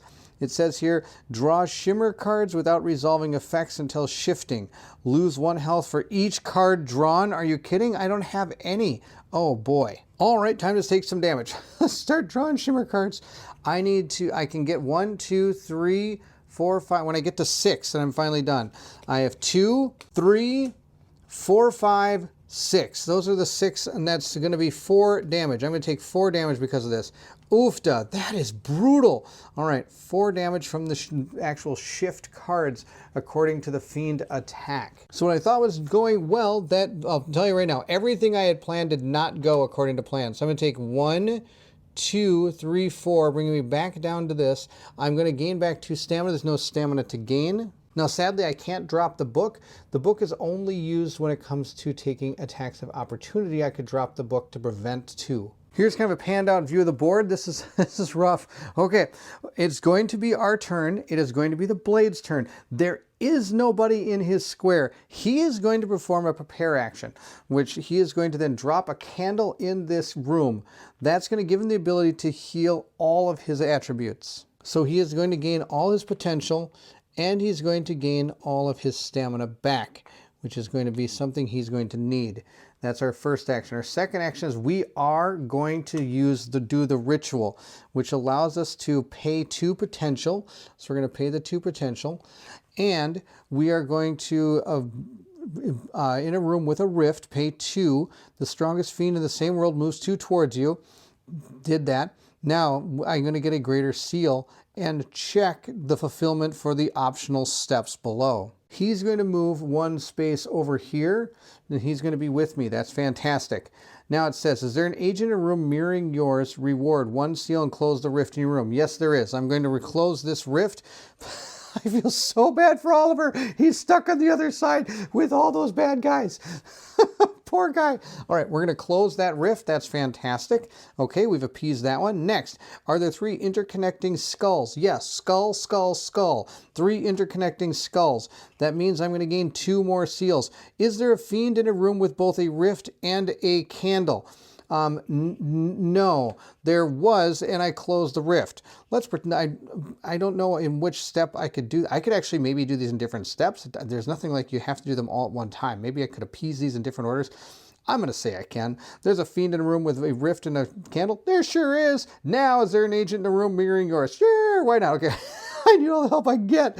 I'm going to gain this. This might be done incorrectly. I don't know if there's an action. I'm not sure if you have to go from top to bottom. I don't see why you don't, but just for fun, I'm going to gain all the seals. This will be super fun. I get a greater seal and I get 1, 2, 3, 4 other seals. So I get 1 greater and 4 seals. I mean, I did my best to try to make this happen, and I'm super happy that I got as many as I did. And I'm going to gain 4 lesser seals and 1 greater seal. This is going to be sweet. We're going to place them in this order. I'm going to put 1 here to give myself an item. I'm going to put a greater seal over here to give myself another item. I'm going to put this here and drop my book into that slot. Then I'm going to go over here, move up my magic track 1. Then I'm going to grab another item. Which way do I want to go to get this item? Now I could go this way, and then I could jump back over onto this side if I need to. Or I could just grab the item over here. I think I'm going to grab that item because so far I'm doing okay with these. I can usually get about 2 things accomplished on these ritual cards, and if so, I can always put a red cube here and jump if I need to. That's what we're going to do. Okay, let's see what we get. We get 1, 2 items. We get 2 items, 3 items. Wow, we get lots of items here. And we also get to move up our magic track 1. And we get to level up. First things first, this goes up 1, 2, I think I said. Does it go up 1, 2, or does it only go up 1? I think it only goes up 1. Okay, only 1. It goes to right there. Then we each get 3 items. Hopefully these are going to save the day. 1, 2, and 3. There we go. We got an evacuation plan. I can ignore all opportunity attacks and move 4. If I move for each book room I move through, I get an extra movement. That might be pretty good because they're all closing in. I can run from them. Next, we got Otherworldly Residuum. Shift or discard all shimmer cards. Okay, for each connected one, I get to gain back a potential. That's pretty good. Then we got this. This is an otherworldly residuum. I got 2 otherworldly residuums. That's fantastic. Now I do know I need a candle. I'm going to discard this for sure to get myself a candle because we don't have that particular resource right now. So I'm going to gain a candle. Now I have to decide if shifting is worth 2 attack. I don't think so. I think 2 attack is better. I'm going to discard this one as well to gain a skull resource. I think that'll be pretty good. I got a skull resource now. That's super good. I do like the evacuation plan of being able to move 4 and ignoring opportunity attacks. I think that will be very good. So I'm going to keep that one. He also gets 3 items. 1, 2, 3. All right, we got another evacuation plan, which he might use right now. Then we have a sublimating ice cube. This one says the free action treats your next action as free. Oh, that's pretty good. With 3 interconnected candles, I think it said. 3 interconnected candles, I can restore 1 action point. I don't think that's ever going to happen. I'm going to get all those candles in a row. All right, then we have, what's this? Consecrated Blade. When attacking, +3. For each interconnected skull with you, you get +1 attack. That's actually really good too.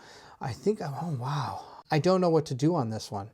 Because again, I would like to have a candle on him as well in case I need to place one into it on his turn. I'm going to lose the ice cube to gain a candle. I think that's my best bet here. None of these are going to be good bets, but we're going to go with that one. I think that's the one we're going to do. And with that, we'll check out our advanced ritual. Let's see what we have. We have attrition warfare as an action in a room with a needle claw. Good news, it's not going to cause reactions, which is fantastic. This one says, if I'm in a room with a needle claw, I can pay 2. And then reward 1 greater seal and check the fulfillment options. If there's a fiend in a room with both a skull and a book, I get 2 seals. If there are 2 interconnected books with a surgery table, I get to gain a seal. That's not even going to happen. And then there's a candle in a room with a rift. Reward 1 seal. Well, that's might not happen either. But we shall see. We shall see. So I might be able to get a few of those. With my final action, I'm just going to pay a stamina and try to banish this guy. Let's get him out of here. That'd be fantastic. We're going to roll our dice up and see how we do. We slaughtered him. 1, 2, 3, 4, 5. This guy's dead. I'm getting him off the board. Oofta. I don't want him there. All right. I do get to gain a craving for that. So my craving is up to 4, which is pretty good. I can, my first first dice is a reroll is free, but then I have to pay for the other dice. I get to, what is this? This turn moving, ignore opportunity attacks. I get a free action, and I can add an extra white dice to my banish roll. Here's what we're gonna do. There's a lot of guys. He's in big trouble. I think it's time to blow the board up. I am going to spend this card. And I actually probably should have done it before I made my attack roll, because it would have done enough damage to kill everything in the room. If I was planning to do this, I should have just not done the attack. I should have done something else. Can't really think of anything else I would have done though. I'm going to do 6 damage in this room. I'm going to hit this guy for 4, hit this one for 2. That's 6 damage to the room. Now every room with a skull, I'm going to deal 5 to, so I'm going to blow this person up too. It would have been nice to have more skulls out there. Now as an action, I am going to attempt to banish this guy. I only get 1 blue die. We'll see how this goes. Roll this up. I need a, well, I did 2. Actually, that's going to do it. I was actually hoping to push him, but I guess hurting him might actually be just as good.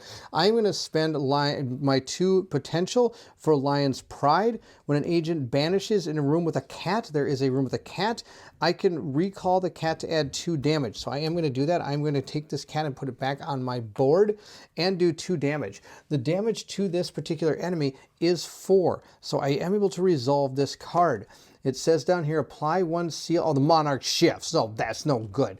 Okay, so I know that seems kind of neat because it disappears from this part and goes over there. But this person cannot move. The monarch cannot shift until it gets to the 3rd chapter, even if a card allows it to. So sadly, I'm not able to shift this guy. Wow, that attack was absolutely worthless.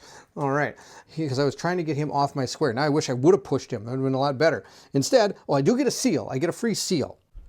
And we're going to place it down right here. That'll be fine. I think that's our best bet to get more ways of breaking out of this. I think is our best bet. I'm going to grab a free item for both of our characters. The first item is going to go to Oliver. Oliver is going to be able to gain a Forgotten Doll. For 3 interconnected ritual components with you, gain 1 seal. There's only 1. But if I get him to the other world, then there's a lot more. He's got that card, or I could take the skull. Do I want the skull, or do I want this thing? Let's see what Blade got. Blade got a first aid kit. Blade got the first aid kit? I think Oliver wants the first aid kit. Well, he's going to grab that first aid kit. He's going to keep that for sure. I think I'm going to gain the skull on this. The components are kind of nice, but I think having the skull is going to be better because if I ever have to do anything and do damage or push things, that gives me the ability to add 2 to that particular roll for him, and him being in this other world, the below, is not helping him out. Now, sadly, I was going to hopefully push this guy over here so I have to deal with him. But since I didn't, instead, we're going to just have to move. I am going to move with him 3 spaces. I'm going to move 1, 2, 3. I know this sounds like a really bad idea. But remember, we want to be able to be in a room with that dude. And that's so he's going to have, I'm hoping he can come down. I'm hoping his attack isn't too bad. I could move him here and then move up to him later, unless he moves 2 towards me. I know that thing's moving over here, so I don't want to be near that thing. That's definitely not what I want to do. Oh man, what do I do with this? This is all bad. We're going to do that. We're going to go 1, 2, 3 to right here. I think we'll be fine. This thing so far has only moved about 2 spaces. Hopefully it keeps moving 2, unless I want to move here. And with my last action, I could apply a seal and reveal this card. Let's do that. That's a really good idea, Baron. Glad I thought of it. All right, let's see what we found. We found floating debris. When attacked, I can pay 1 potential to prevent 1 loss. That's fantastic. Oh my gosh. And I get a seal, which we could put somewhere to gain an attribute, or we could also gain a upgrade our resources if we want to. And for how much I've been just getting beat, I'm going to upgrade my my health here, I think. Actually, I lied. I'm not upgrading my health. I'm going to upgrade this because that will unlock my 4th action, which is huge. We're going to be able to do that. Actually, I think he gets that action now, which would be perfect. All right, I got a plan. He's going to upgrade that. He's got his action. And with him, I actually think we're going to keep on it going with his attack. I think getting more dice and doing more damage is going to be the way to go because we have to keep these groups of enemies down. Now, of course, I'm realizing everybody's probably yelling at the screen right now. I forgot to give my guys their upgrade. I totally forgot to do that. So I get to upgrade one of my ability cards or draw more. I think at this point I need to upgrade an ability card. I like this one where I can gain back 2 potential when I get attacked. I think that'll be really good. And for him, I'm going to pay 1 fewer for this card. I'm going to put that right here. I think that'll be better for me. So I actually get to gain back potential because I should have done this upgrade before I did his turn. Coming back to his turn, when I moved out of here, I did also forget to make attack of opportunity. That is my fault. I should have taken 2 damage, and I also and gain a trauma card. Sweet. Taking 2 damage is going to go 1. Oh, wait a minute. Hold on a second. I've got a book. I can stop this. No, I cannot, because it says set in your room to prevent drawing 2 opportunities from a fiend attack card. It does not say monarch. I cannot stop the monarch attack. So I am going to take the 2 damage. 1, 2, bringing me back here. I am now, what's this? When discarding this, gain 2 potential and 2 stamina. Fantastic. I'll gain 1 stamina because I would have gained the stamina. I would have gained this potential back because that would have been, I used it back when I fought him. Okay. So we're going to put that back there. It kind of goes in. Okay, there we go. Excellent. Nice snug fit there on that one. There we go. It's going to keep it a little bit out. Okay, there we are. Okay, what's this? Paranoid and bleeding. Where is the agency? Where is your comrades? Are you on your own? You cannot perish in this forsaken place. When you discarding this card, ignore all other health losses this phase. And then you're going to go to on the brink of death. And if I take 1 more damage, I die. So I technically have about 5 health left on this guy. So it's time to get him somewhere safe. I'm going to spend 1 stamina to go through the gate, 2, 3, maybe just 3 right to there. I think he'll be just fine right there. He's then going to draw a shimmer card. I don't remember if I drew a shimmer card for Blade. I may have forgotten that, and I apologize. If you're in the B.E.L.O., thank goodness I'm not. In the mirroring room, pull fiends from connected rooms. So I am in this room. I can pull fiends from here. There are no fiends in these 3 rooms to pull here. If I'd have stayed there, I would have pulled this one over here. But that's beyond the point. And that's it. I'm going to gain 2 shimmer or 2 shift. I apologize. We're going to draw our next chapter card, and it states that we're going to spin this 1. So let's see, we're going to spin it just like that. There we go. That is spun. Now we have to move everything 1, but first fiends in rift shift, then fiends move. Fiends shift. This one's going to move over to the other world, but the above actually already has one in it, so I'm not going to switch those 2. This one is going to shift to the other side, and that's all the shifting there is. Now everything is going to move. This one is not going to move. It's next to a gate, though we do have the needle claw guy moving. He's going to move towards the closest gate, which is going to be right there. Then the armada of massive evilness is going to start moving. Everything is going to move 1. 1 here, 1 here. There's 2 here, so only 1 is going to move. This one is going to move down here, and this one is going to move here. There we go, everything moves down. So it's nice to be together, but then it does give a more of a clumping effect here, where if I was able to spread out, it might be a little bit easier, but they just keep coming. They do. All right, then it says here, if there are 3+ rifts open, the strongest fiend in each world moves 2. The one in the below is not going to move, but here we are going to move 2, and it's going to be 1, 2, 3 to get to here, and 1, 2 to get to him. Really? It's going to go here? That's no good. All right, he's going to go move 1, 2, just like that. Fiend to each world. Oh, yuck. Okay, so yeah, he's going to move right there because he can get to an agent. That's sad. That's sad. Then it says, in the entrance room, spawn a needle claw. In the starting room. Oh, I tried to save this guy, and the needle claw spawned right there. Oh my gosh, that's amazing. All right, then it says resolve a monarch activation card. Okay, wow, look at this. This is so good. Well, I think we're going to get our next gate thing here. Ebb and Flow, or not Ebb and Flow, that's the attack card. I apologize. The activation card. I'm just so appalled by that. That's amazing. I shouldn't say appalled. I applaud that is what I do. Oh my gosh, that's so good. All right, let's see what it says here. Agents in the Monarch's world resolve a trauma cards. There aren't any. Oh, I was supposed to gain a trauma card from running out of that room from that guy, I think. Yeah, I'm supposed to gain a trauma card. I'll give this trauma card to him. Totally forgot about that. I remember now. All right, let's see what else I have to do here. Oh, no, we're not doing that anymore. That already happened. If the monarch is not in a room with agents, open a rift there. He is not in a room with agents, so we're going to place a rift. The rift is actually going to go right back into the room where we were, which is hilarious. Then we are still in chapter 2. This states move the monarch forward towards the closest agent. If that is not in their room, then attacks with 1 card. There's nothing, we can't do that because there is nothing for the monarch to move to. They're all in the above right now. With that completed, I'm going to discard our chapter card, and now we have to attack. So we're going to draw our Fiend card and see how the attack goes. It says here, draw Shimmer cards without resolve. Really? I just had that one. Is that the same one? It is. There are a couple of them. Okay. Well, I'm going to resolve Shimmer cards. Oh, this guy might die from this. This is going to be horrible. Draw Shimmer cards from their effect until shifting. Lose 1 for each until shifting. Then, oh, I think I was supposed to shift. I think I did that wrong. I apologize. When I did it last time, I don't think I actually shifted. All right. Well, let's see how many health I lose this time. I move. Oh, that's 3. 1, 2, 3. If I get 1 more, I move.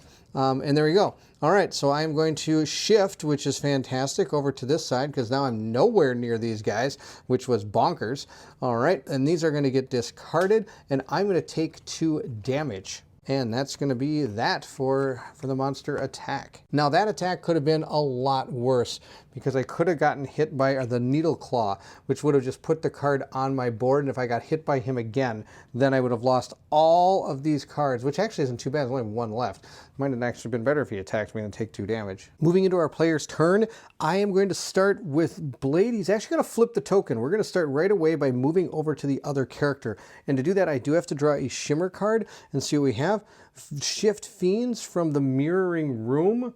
There are no fiends in the mirroring room. I'm going to go up 3. 1, 2, 3. Where was that 3 when I need to draw to take damage? That'd have been a lot better. Okay, that's that's going to stop his turn for now. We're going to move over to Oliver here. Oliver is going to move 1, 2 to right here and stand in that room with them. This is a super good idea, but that's okay. That's going to be his first action. He does have 3 more. Remember, he now has 4 total actions. At this point, he's going to spend 1 more action to activate our ritual. We're going to fire it off, and I think we're going to get almost all of it. It says, in a room with a Needle Claw, pay, or the Monarch, pay 2. Oh, I could be with the Monarch. Why wouldn't I just go with the Monarch? There's less people in there. Let's just move over here and do it with the Monarch. That sounds like a way better plan. A way better plan. So we're going to actually do where the Monarch is and pay 2 potential and bring his potential down to 2. At this point, I'm going to gain a greater seal for that. Also, is there a fiend in a room with a skull and a book? Yes, I'm going to gain 2 seals. Are there 2 interconnected books with surgery tables? No. But there is a candle in a room with a rift right here. So I'm going to gain 1 seal. And over on this side of the board, there are multiple bad guys in rooms that have both books and skulls. With 4 seals, I'm going to jump here to give myself 1 towards my spells. That's enough to actually make us gain a new spell. I've reset the timer. I know, or the, what do you call it? The track for that. I know it's off camera. I apologize. But then we're going to go 1, 2, and 3. We're going to place that red candle right there, and we're going to use it from him. He's going to use his red calendar, Oliver. It's going to go right over there, and we have completed our 3rd. We have placed our 3rd component. We only have to place 1 more. It can be any component. So we could jump here. We could place 1 here. I mean, we have so many different options here. We have 2 options. The problem is we might not have those options to be able to do this turn. We might have to wait another turn, and this thing might spin away from me, but this one will always be available because I'm on this track already. So I think we're in good shape here. I think for him, we are going to upgrade our card again. We're going to upgrade this one. I have a feeling I'm about to get hit a ton. And so if I can upgrade this, I can maybe get my craving to 6. For Oliver, I'm going to upgrade his push, I think, just in case I need to get people out of the square. That means I've got a total of, I think, like 6 push. Oh, no, it's going to be equal here. It's 2 here. You know what? I'm just going to add it to, no, because this costs less. Lion's Pride, no, Lion's Pride only costs 1. So why don't I just add it to that? In Agent Room with a Cat tries to banish. Oh, no, this is just making the cat do it. I like just having the cat push for 4. All right, let's draw our 3 spell cards and see what we get. The first one we get is going to be Ward of Sealing. It says close a rift, even collapsed. An agent, okay, let's talk about collapsed rift. So a collapsed rift is if you ever have to place a rift in a room where a rift is, it will collapse. That means you'll have to place this on top of it. Once this goes onto it, it no longer can be closed the normal way through an action or anything. It is collapsed, it is stuck like that. So you're not going to be able to get rid of it except through certain circumstances, for example, with this card. Now it does say on this card that when an agent in a room, do not usually seal, okay, so I have to close a rift, even collapsed in an agent's room. Do not gain usual seal reward. Normally if you close a seal, or a rift, you get 1 seal. This also says in each adjacent room with a ritual component, close 1 more rift. So like these 2 are together, but there's no component in between them, so we can't do it. But over here there's a skull in this room with this rift. So if I decided to, I could close this rift, and this one would close as well, meaning I could put more of them off the board and have a better chance of not losing. That would be a really good card to grab. All right, then we have Candle of Conjuration. This one says in each room with a candle, you may place a ritual component from the general supply. Each agent may pick up any number of ritual components from their room. That's also really good. I could put something here and then grab all that if I wanted to. That's not a bad idea either. So far, I think we're going to do the Rift one. What's this? Word of Vitality. 1 agent of your choice restores 1 health card. Are you kidding me? And then what's it? Oh, I'm totally going to do this. Look at this. This guy's almost dead. This guy's almost dead. And now he's going to be able to come back to life. Oh, that's fantastic. And then each agent in a room with a candle. He's in a candle room. He gets 3. Oh, we're casting this right now. I'm not even going to put it on the board.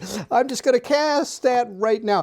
He's going to gain 3 health, and the other guy is going to gain back a health card. That was absolutely huge. I'm going to gain back that card, and he's going to heal 3, 1, 2. He's only going to heal 2 because I can't heal back onto a card. I can't heal cards back, from what I understand. You have to actually gain a way of getting cards back. But you can always heal yourself back up to full, but there are thresholds. That was so good. Another thing that happens when you do seal or collapse a rift, if you ever have to do that, you would then also choose the weakest enemy and enrage them, meaning you would flip their card over. And now this enraged, and we'd have an enraged nurse. I'll tell you don't want to be around an enraged nurse. I know this for a fact. This one does say horrors called from below. Okay, so instead you'd lose 2 and resolve a shimmer card if you have 3 or more shimmer shift. And this one on the other side, it just said lose 2 and resolve a shimmer card. So see, the damage becomes worse. It takes more to kill this character instead of 3. The push stays the same. The push is 3. This one was 2. But that is another thing that happens if you have to collapse a rift. With that, we're going to draw our next ritual card and see what we have. This one says revert the flow. In a room with a rift, and if there is a monarch in your room or the mirroring one, 1 greater seal, and check the fulfillment option still steps below. We can do that right now. That's amazing. I'm standing in the room with the monarch and a rift right now. I'm standing there. I could do this. All exploration cards in the below have been revealed. No, I've only done 1. So, nope. There are 3 interconnected, what are these? Skulls? Yes. So 1 seal and close the rift to your room. That's really good. And is there a book in a room with a surgery table? No, I don't think I have that yet. And there is no books or surgery tables with books in there. So if I did this right now, I would get 1, 2. I would get 2 seals. Now we are getting really close. I have to place 1, 2, and then a greater seal here, 3, to seal this off. So I need actually to get 3. So we need to try to get a book into we need to get a book into a surgery table. We need to get into a surgery table room. This might work out. He has 2 actions left. He is actually going to run. He's going to remove 1, 2 up to there, dropping his actions down by 1. That also means he has to take an attack of opportunity. Normally, I could use a book to prevent attack of opportunity from, I could drop it here to stop a card draw, but it only works on fiends. So instead, we're going to take the Monarch deck and we're going to flip over the card and we're going to see what attack it does. I take 2 damage. Okay, that's not too bad. 2 damage isn't too bad at all, because a lot of the other cards probably do a lot more. All right, I take 2 damage for that. Now, funny enough, thanks to his other card, if he hadn't been able to heal this card, I wouldn't be able to do this in the first place. I would have had to wait my turn. This one would have gone 1 and then 2. I'd have been on the brink of death.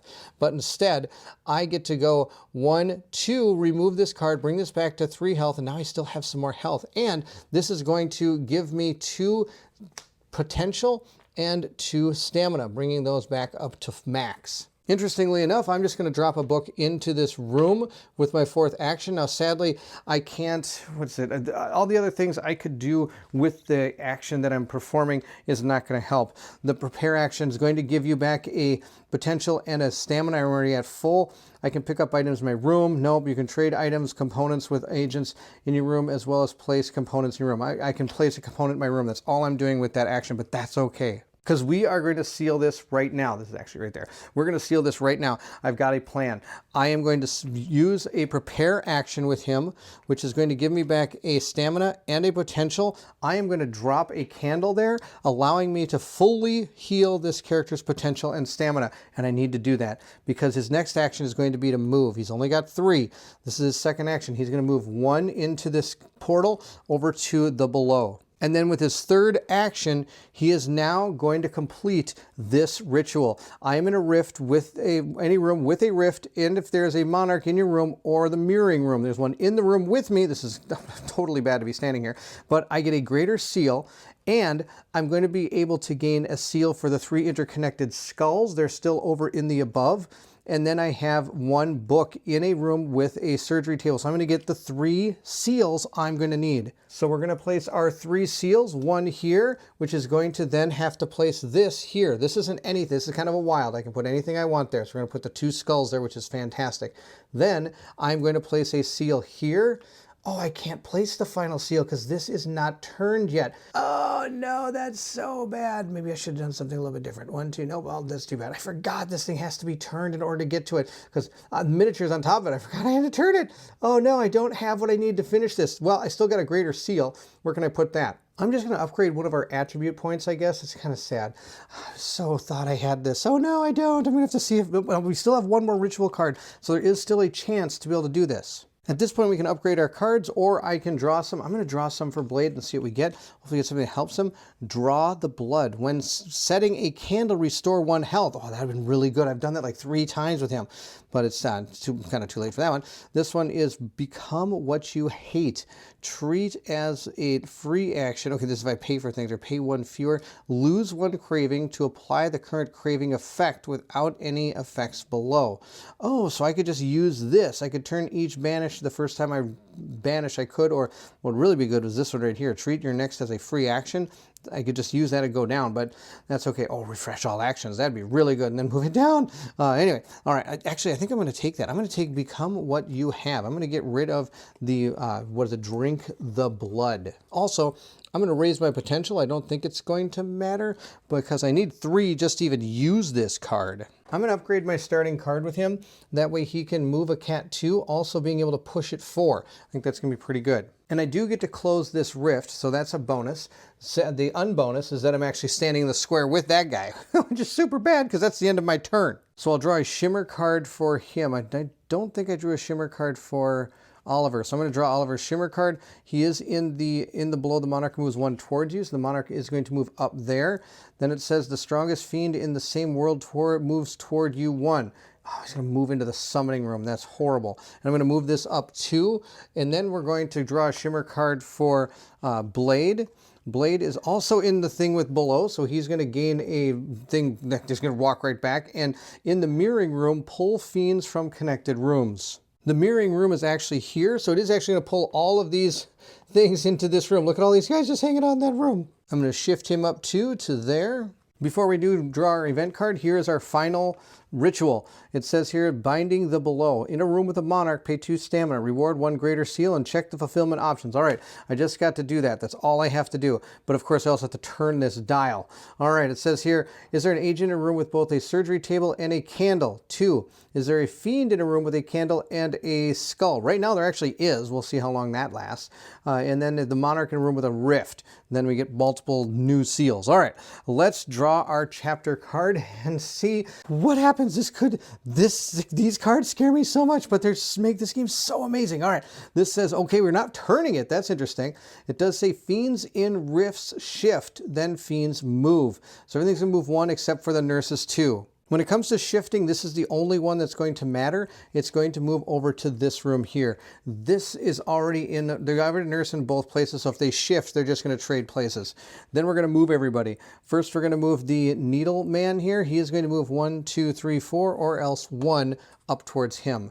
This one is going to move towards a rift, which would be 1, 2, 3, 4, or 1, 2. It's going to move this way back towards the rift. These are all going to move 1 space towards a rift, and there are none down here. The nurses are going to move 2 towards a rift. This one is going to move here. This one is going to move 1, 2 over to here. These are going to move 1, 2, and 1, 2 into that room. Then it states, if there are fewer than 5 rifts open, there are only 4. 1, 2, 3, 4. I've actually done okay at closing these. It says here the highest numbered room with at least 3 fiends opens a rift.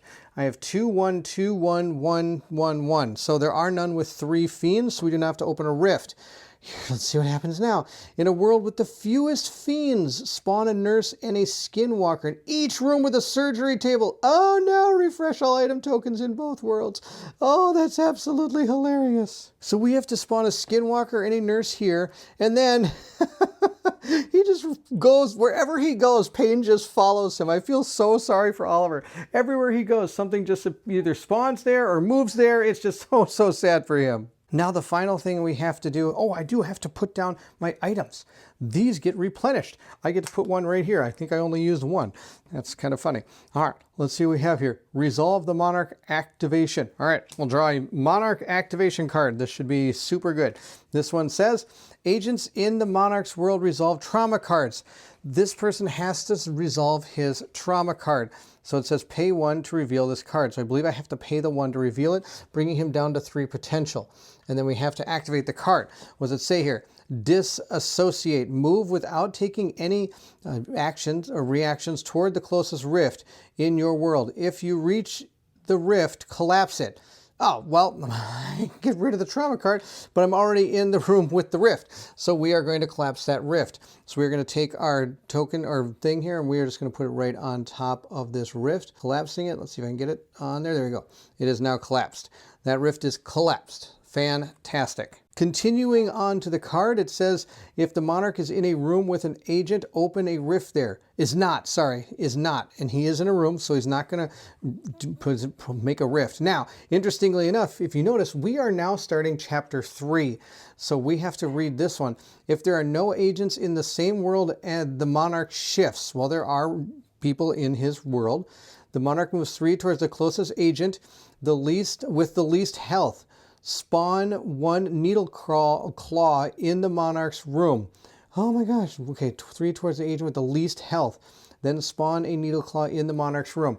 All right, the person with the least amount of health is actually, oh no, it's Oliver. He's gonna move up here with Oliver. Hi Oliver, how's it going? Everything great? Yeah, we're doing great. Okay, here, let me show you my friend. He's this guy. Look how good this friend is. He's super good. He's gonna go hang out with you. If there could ever put too many people in a room, they're all having a party up there. With that done, all we have to do is draw a fiend attack card. That's all we have to do. Let's see what happens here.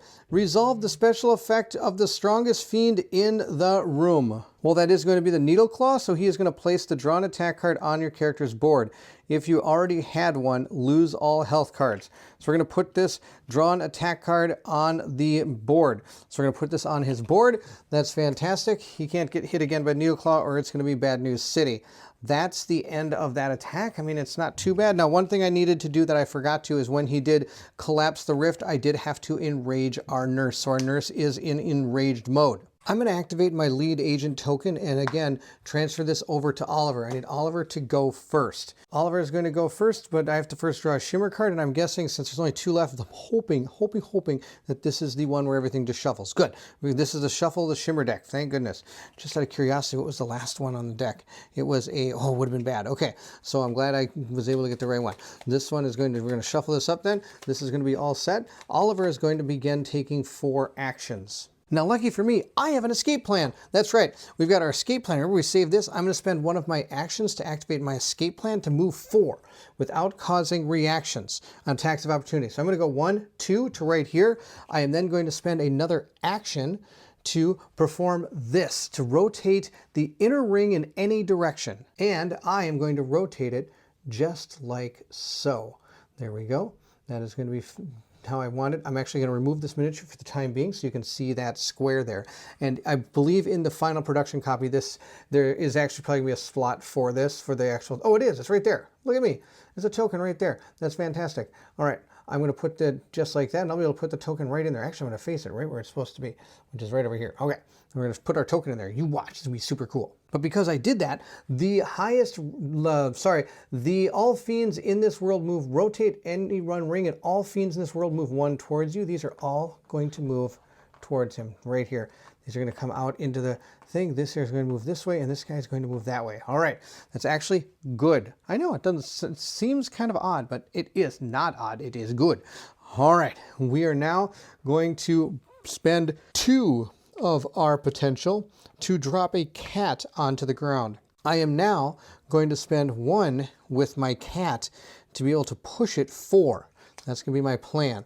I'm going to push this thing forward because I did upgrade this cat a ton. I'm going to push it right there. Those are all free actions, but I am out of potential. I have no more potential.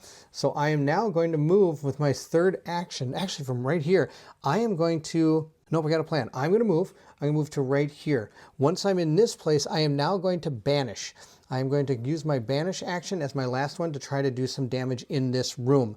He only rolls 1 blue die, so it's probably not going to go the greatest, but we'll give it a shot. Let's see here. The other option I had is I could have taken an attack of opportunity from him. Sorry, I'll move my camera so you can see what's going on. I could have taken an attack of opportunity from him, and that way I could have just moved down here and then used the rest of my potential in this room, but I think we're going to be okay. I'm just going to use 1 die to see how this goes. If I had my cat, I could add an extra couple, but I don't. So we're just going to roll the die, see what we do. We got a 2 damage. That's not bad because I am going to activate this for each interconnected skull with you. I get to add +1, but I don't have to worry about that. I just get to do 3. Bonk with the consecrated blade. Bonk, bonk, bonk. I get to hit something. Bonk. We're going to hit this guy. Bonk. He's going to go off the board because he has a total of 4 to kill. So he's going to go off the board. Dead. Love it. All right. Those are his 4 actions. We're going to move over to Blade. And I'm sure you figured out what I'm doing with him. He's going to move 1, 2, and then he is going to perform this ritual. I'm going to spend my 2nd action and a 2 stamina in order to activate this particular ritual. I am going to gain 1 greater seal, and then if a fiend in a room with a candle and a book, yes there are, I get 2 seals. That's not going to fire off. If monarch in a room with a rift, he is. I'm going to get another seal, so I get 1, 2, 3 seals and a greater seal. Now, of course, the greater seal is going to go right into here. I'm going to place my greater seal right there, and then we have finished this summoning, prevented this thing from coming out. Now we just have to get out. We just have to get out of here. But I do get 3 more of these, and I think what I want to try to find an upgrade if I can. I wanted to get to one of these, this one or this one, because I could upgrade my health, which is something I really need right now. But alas, I don't think that's going to happen. I could get another spell just by putting one right here. That's not bad. Let's grab a spell. And then with the last 2, I don't see why I wouldn't just upgrade. I guess it would be, let's see, this would have to go this way. Oh, wait a minute, I could do it. I could upgrade 2 here. And then instead of putting it here, where did I put that other one? This one right here. I can place it here. And because this comes this way around. See how this all kind of comes around like this? It's kind of neat how this works. I really like how I love this dial thing. I think it's really cool.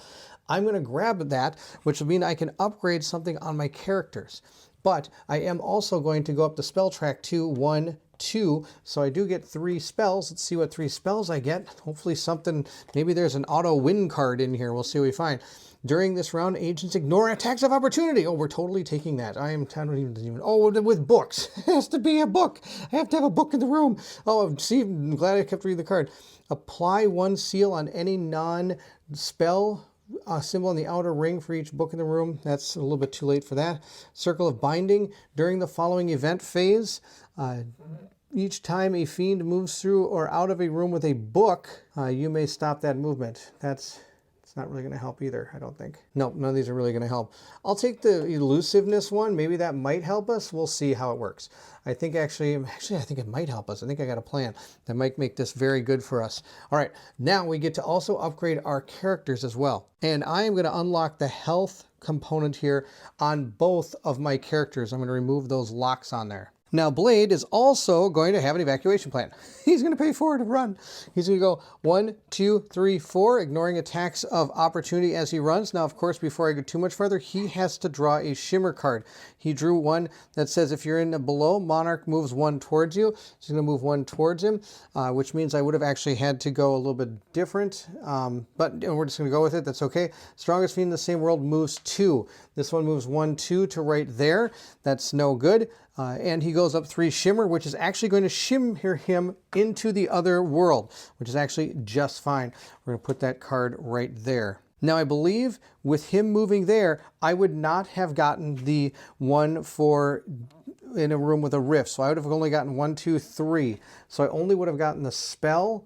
And I would have placed this one a little bit different. I would have placed it here just to gain an attribute. So we do not have the 4 health. Those 4 health are still locked, which is really too bad. I really wanted my health.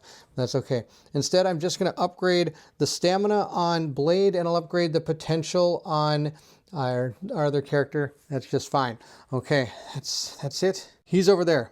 This person is here. I have used 1 action to come here, 2 to use the thing. I've run from him over here for free. Now I have 1 action left. I think we're also going to do a banish action in this room. I'm going to lower that. I'm going to roll 4 dice. I've got 1, 2, 3, and I have to use a stamina to do this. I had to use a stamina for the other character as well to use a banish action. That's my fault. I forgot to do that. Roll all these dice, see how we do. We got 1, 2, 3. And a push, and a lot of pushes here. I could spend a stamina to re-roll one of those dice. I don't think I'm going to. I'm just going to push them. That's fine. I am going to destroy this one, and we're going to push this one here. That's fantastic. Now we are going to, I think that's it.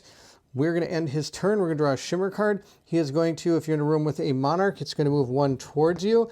In the mirroring room, pull fiends from connected rooms. No, that's so bad. And then I'm going to shimmer 2, or sorry, I'm going to phase out, and I'm going to go to the other area. And look at this. This is going to be so bad. He's going to come over here, and then this person comes in, this person comes in, and this person comes in, because I'm pulling them all in. Oh, that's so bad. All right, this guy in the mirroring room, pull all fiends connected rooms. All right, and that guy comes over here. That's fantastic. Okay, I will discard that shimmer card. That's the end of my turn, unless I want to activate my blade. I don't think there's a reason I shouldn't activate my blade right now. I think this would be a great time to do it. And on top of that, I've got slow and frail. I could spend 2 as a free action, banish to use a banish action. I think we're going to do that. I'm going to use all my potential. I have none left. But as a free action, I am... Oh, wait, I can't do this. What am I doing? I am cheating. I cannot do this. I can't do this at all.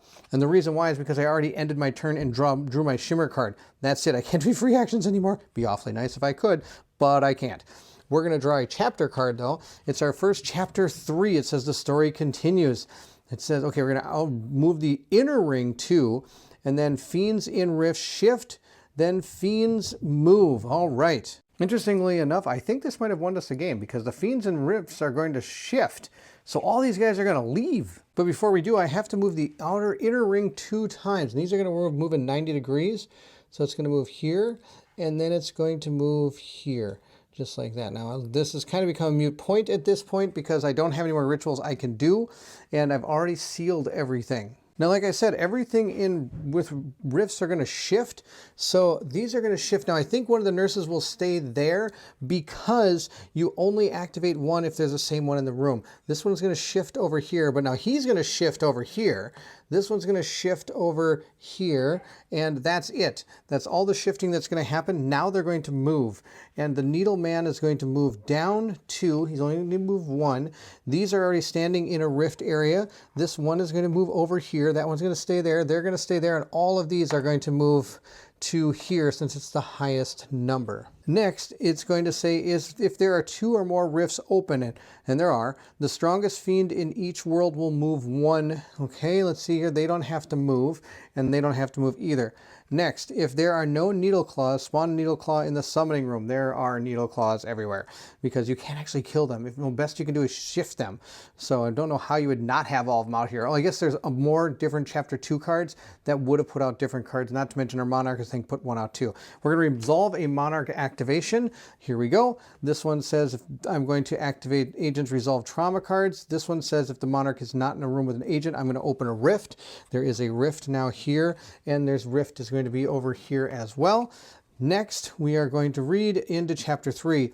If there are no agents in the same world, the monarch shifts. Okay, it's going to shift over to here. The monarch is there because he can do that. Now that it's chapter 3, he can shift into the above. Next, the monarch moves 2 towards the agent with the least health. Spawn 1 needle claw in the monarch's room. There are no needle claws to spawn. He's going to move right there. Okay, then I have to do an attack action here. We're going to draw our card and see what happens. That's the end of our events. Your event card, we're going to place that there.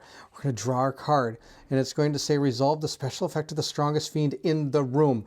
Okay, the strongest fiend in the room is our needle hand guy here, needle claw guy, and he of course is going to say place this card, attack card, on your character's board. If you already had one, lose all health cards. Now, since he has the activation token, or the leading agent token, he's the one that has to take the hit. He already has the card, so he's going to lose all of his cards. He's now on the brink of death. He takes one more hit, he dies. And one of the lose conditions is if any agent dies. They do not believe that anybody should die when they go out on these missions. So if you lose one, that is the end. Now, to win the game, we have to get to here.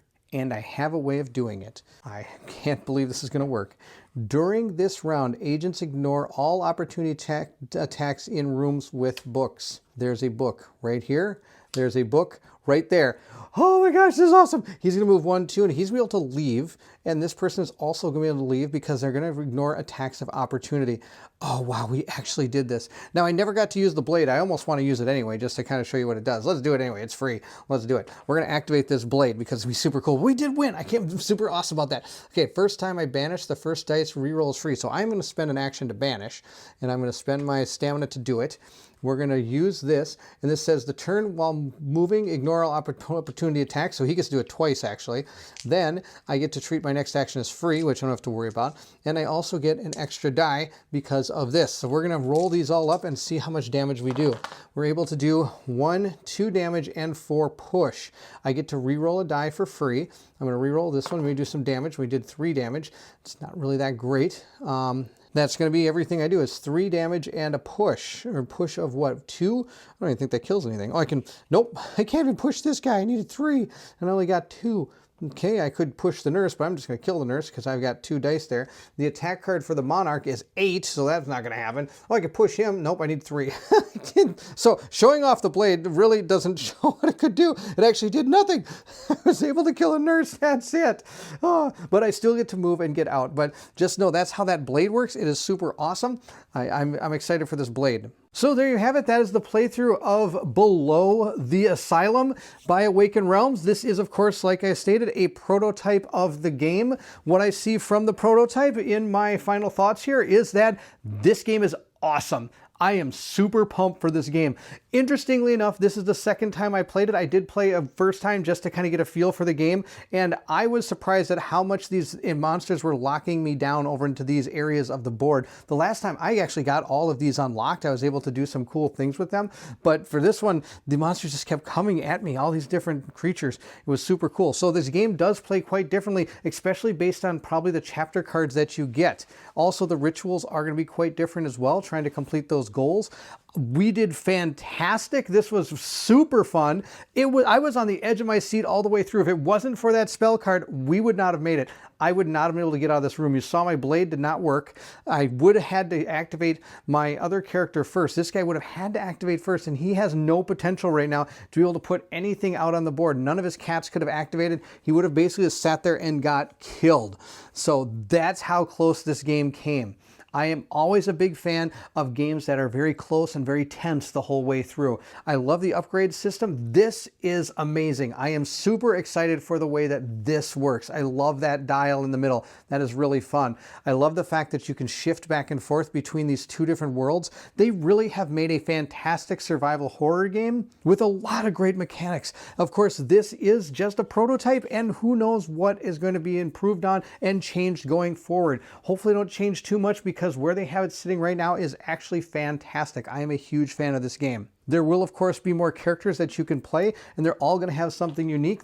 We had Oliver with cats. We had Blade with his blade. Now, of course, his name isn't Blade, but I'm sorry, I apologize. I probably would not be able to pronounce that very well, and so I just kept calling him Blade. I do understand his name, and he actually has a name. His, I guess you could say, occupation in this game, in the B.E.L.O.W group, is that he is the Blade. Now, if you're interested in this game, please feel free to check out the description of this video. The link to the GameFound page is in there, and it is active right now. You can take a look at it. They don't have pledges going on at the time of this recording, but if you do watch this during the GameFound pledge, it is active, and you can always ask questions in the comment section on the GameFound page if you have any. Also, feel free to leave anything in the comment section of this video. If I know the answer, I'll make sure to try to answer it. If not, I can reach out and try to get the answer for you. I hope you did enjoy the playthrough. If you did, don't forget to like, subscribe, and hit that bell symbol so you know when more content comes out. When this game actually does fund, I will be having it again played on my table. I have no issues backing this game. This game will definitely be backed on GameFound for me, and you know me, I'll probably go all in, so you'll see all the fun things that go along with this game. Also, if you're interested in supporting the channel, the Patreon is located in the description of this video. Those that have joined the Patreon are shown here on the screen. Thank you so much for your patronage. It means the world to me.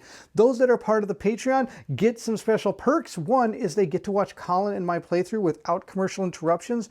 On top of that, they do get to pick out our characters when it play one-shot games like this, or they get to help us decide how our campaign games move going forward. It gives the Patreon supporters a chance to affect the games that we play. This game was a prototype, and it came with only the two characters here, and it is built to be played as two characters, being with one player playing it, from what I understand. But going forward, this would be up to, I believe, a 4-player game. I hope this playthrough gives you a good idea of exactly how this game is played and what to expect if it's something you're interested in backing. If you're looking for more plays of this game, like I said earlier, please go check out Dicing with Death. I'll put a link to them in the description of this video. They are a fantastic group of people that play games and have so much fun and energy. It's just exciting and infectious to watch. So there you have it. That was B.E.L.O.W the Asylum. This is, of course, a prototype. And if you're excited to see what Colin and I have coming up, then I need you to meet me at the table.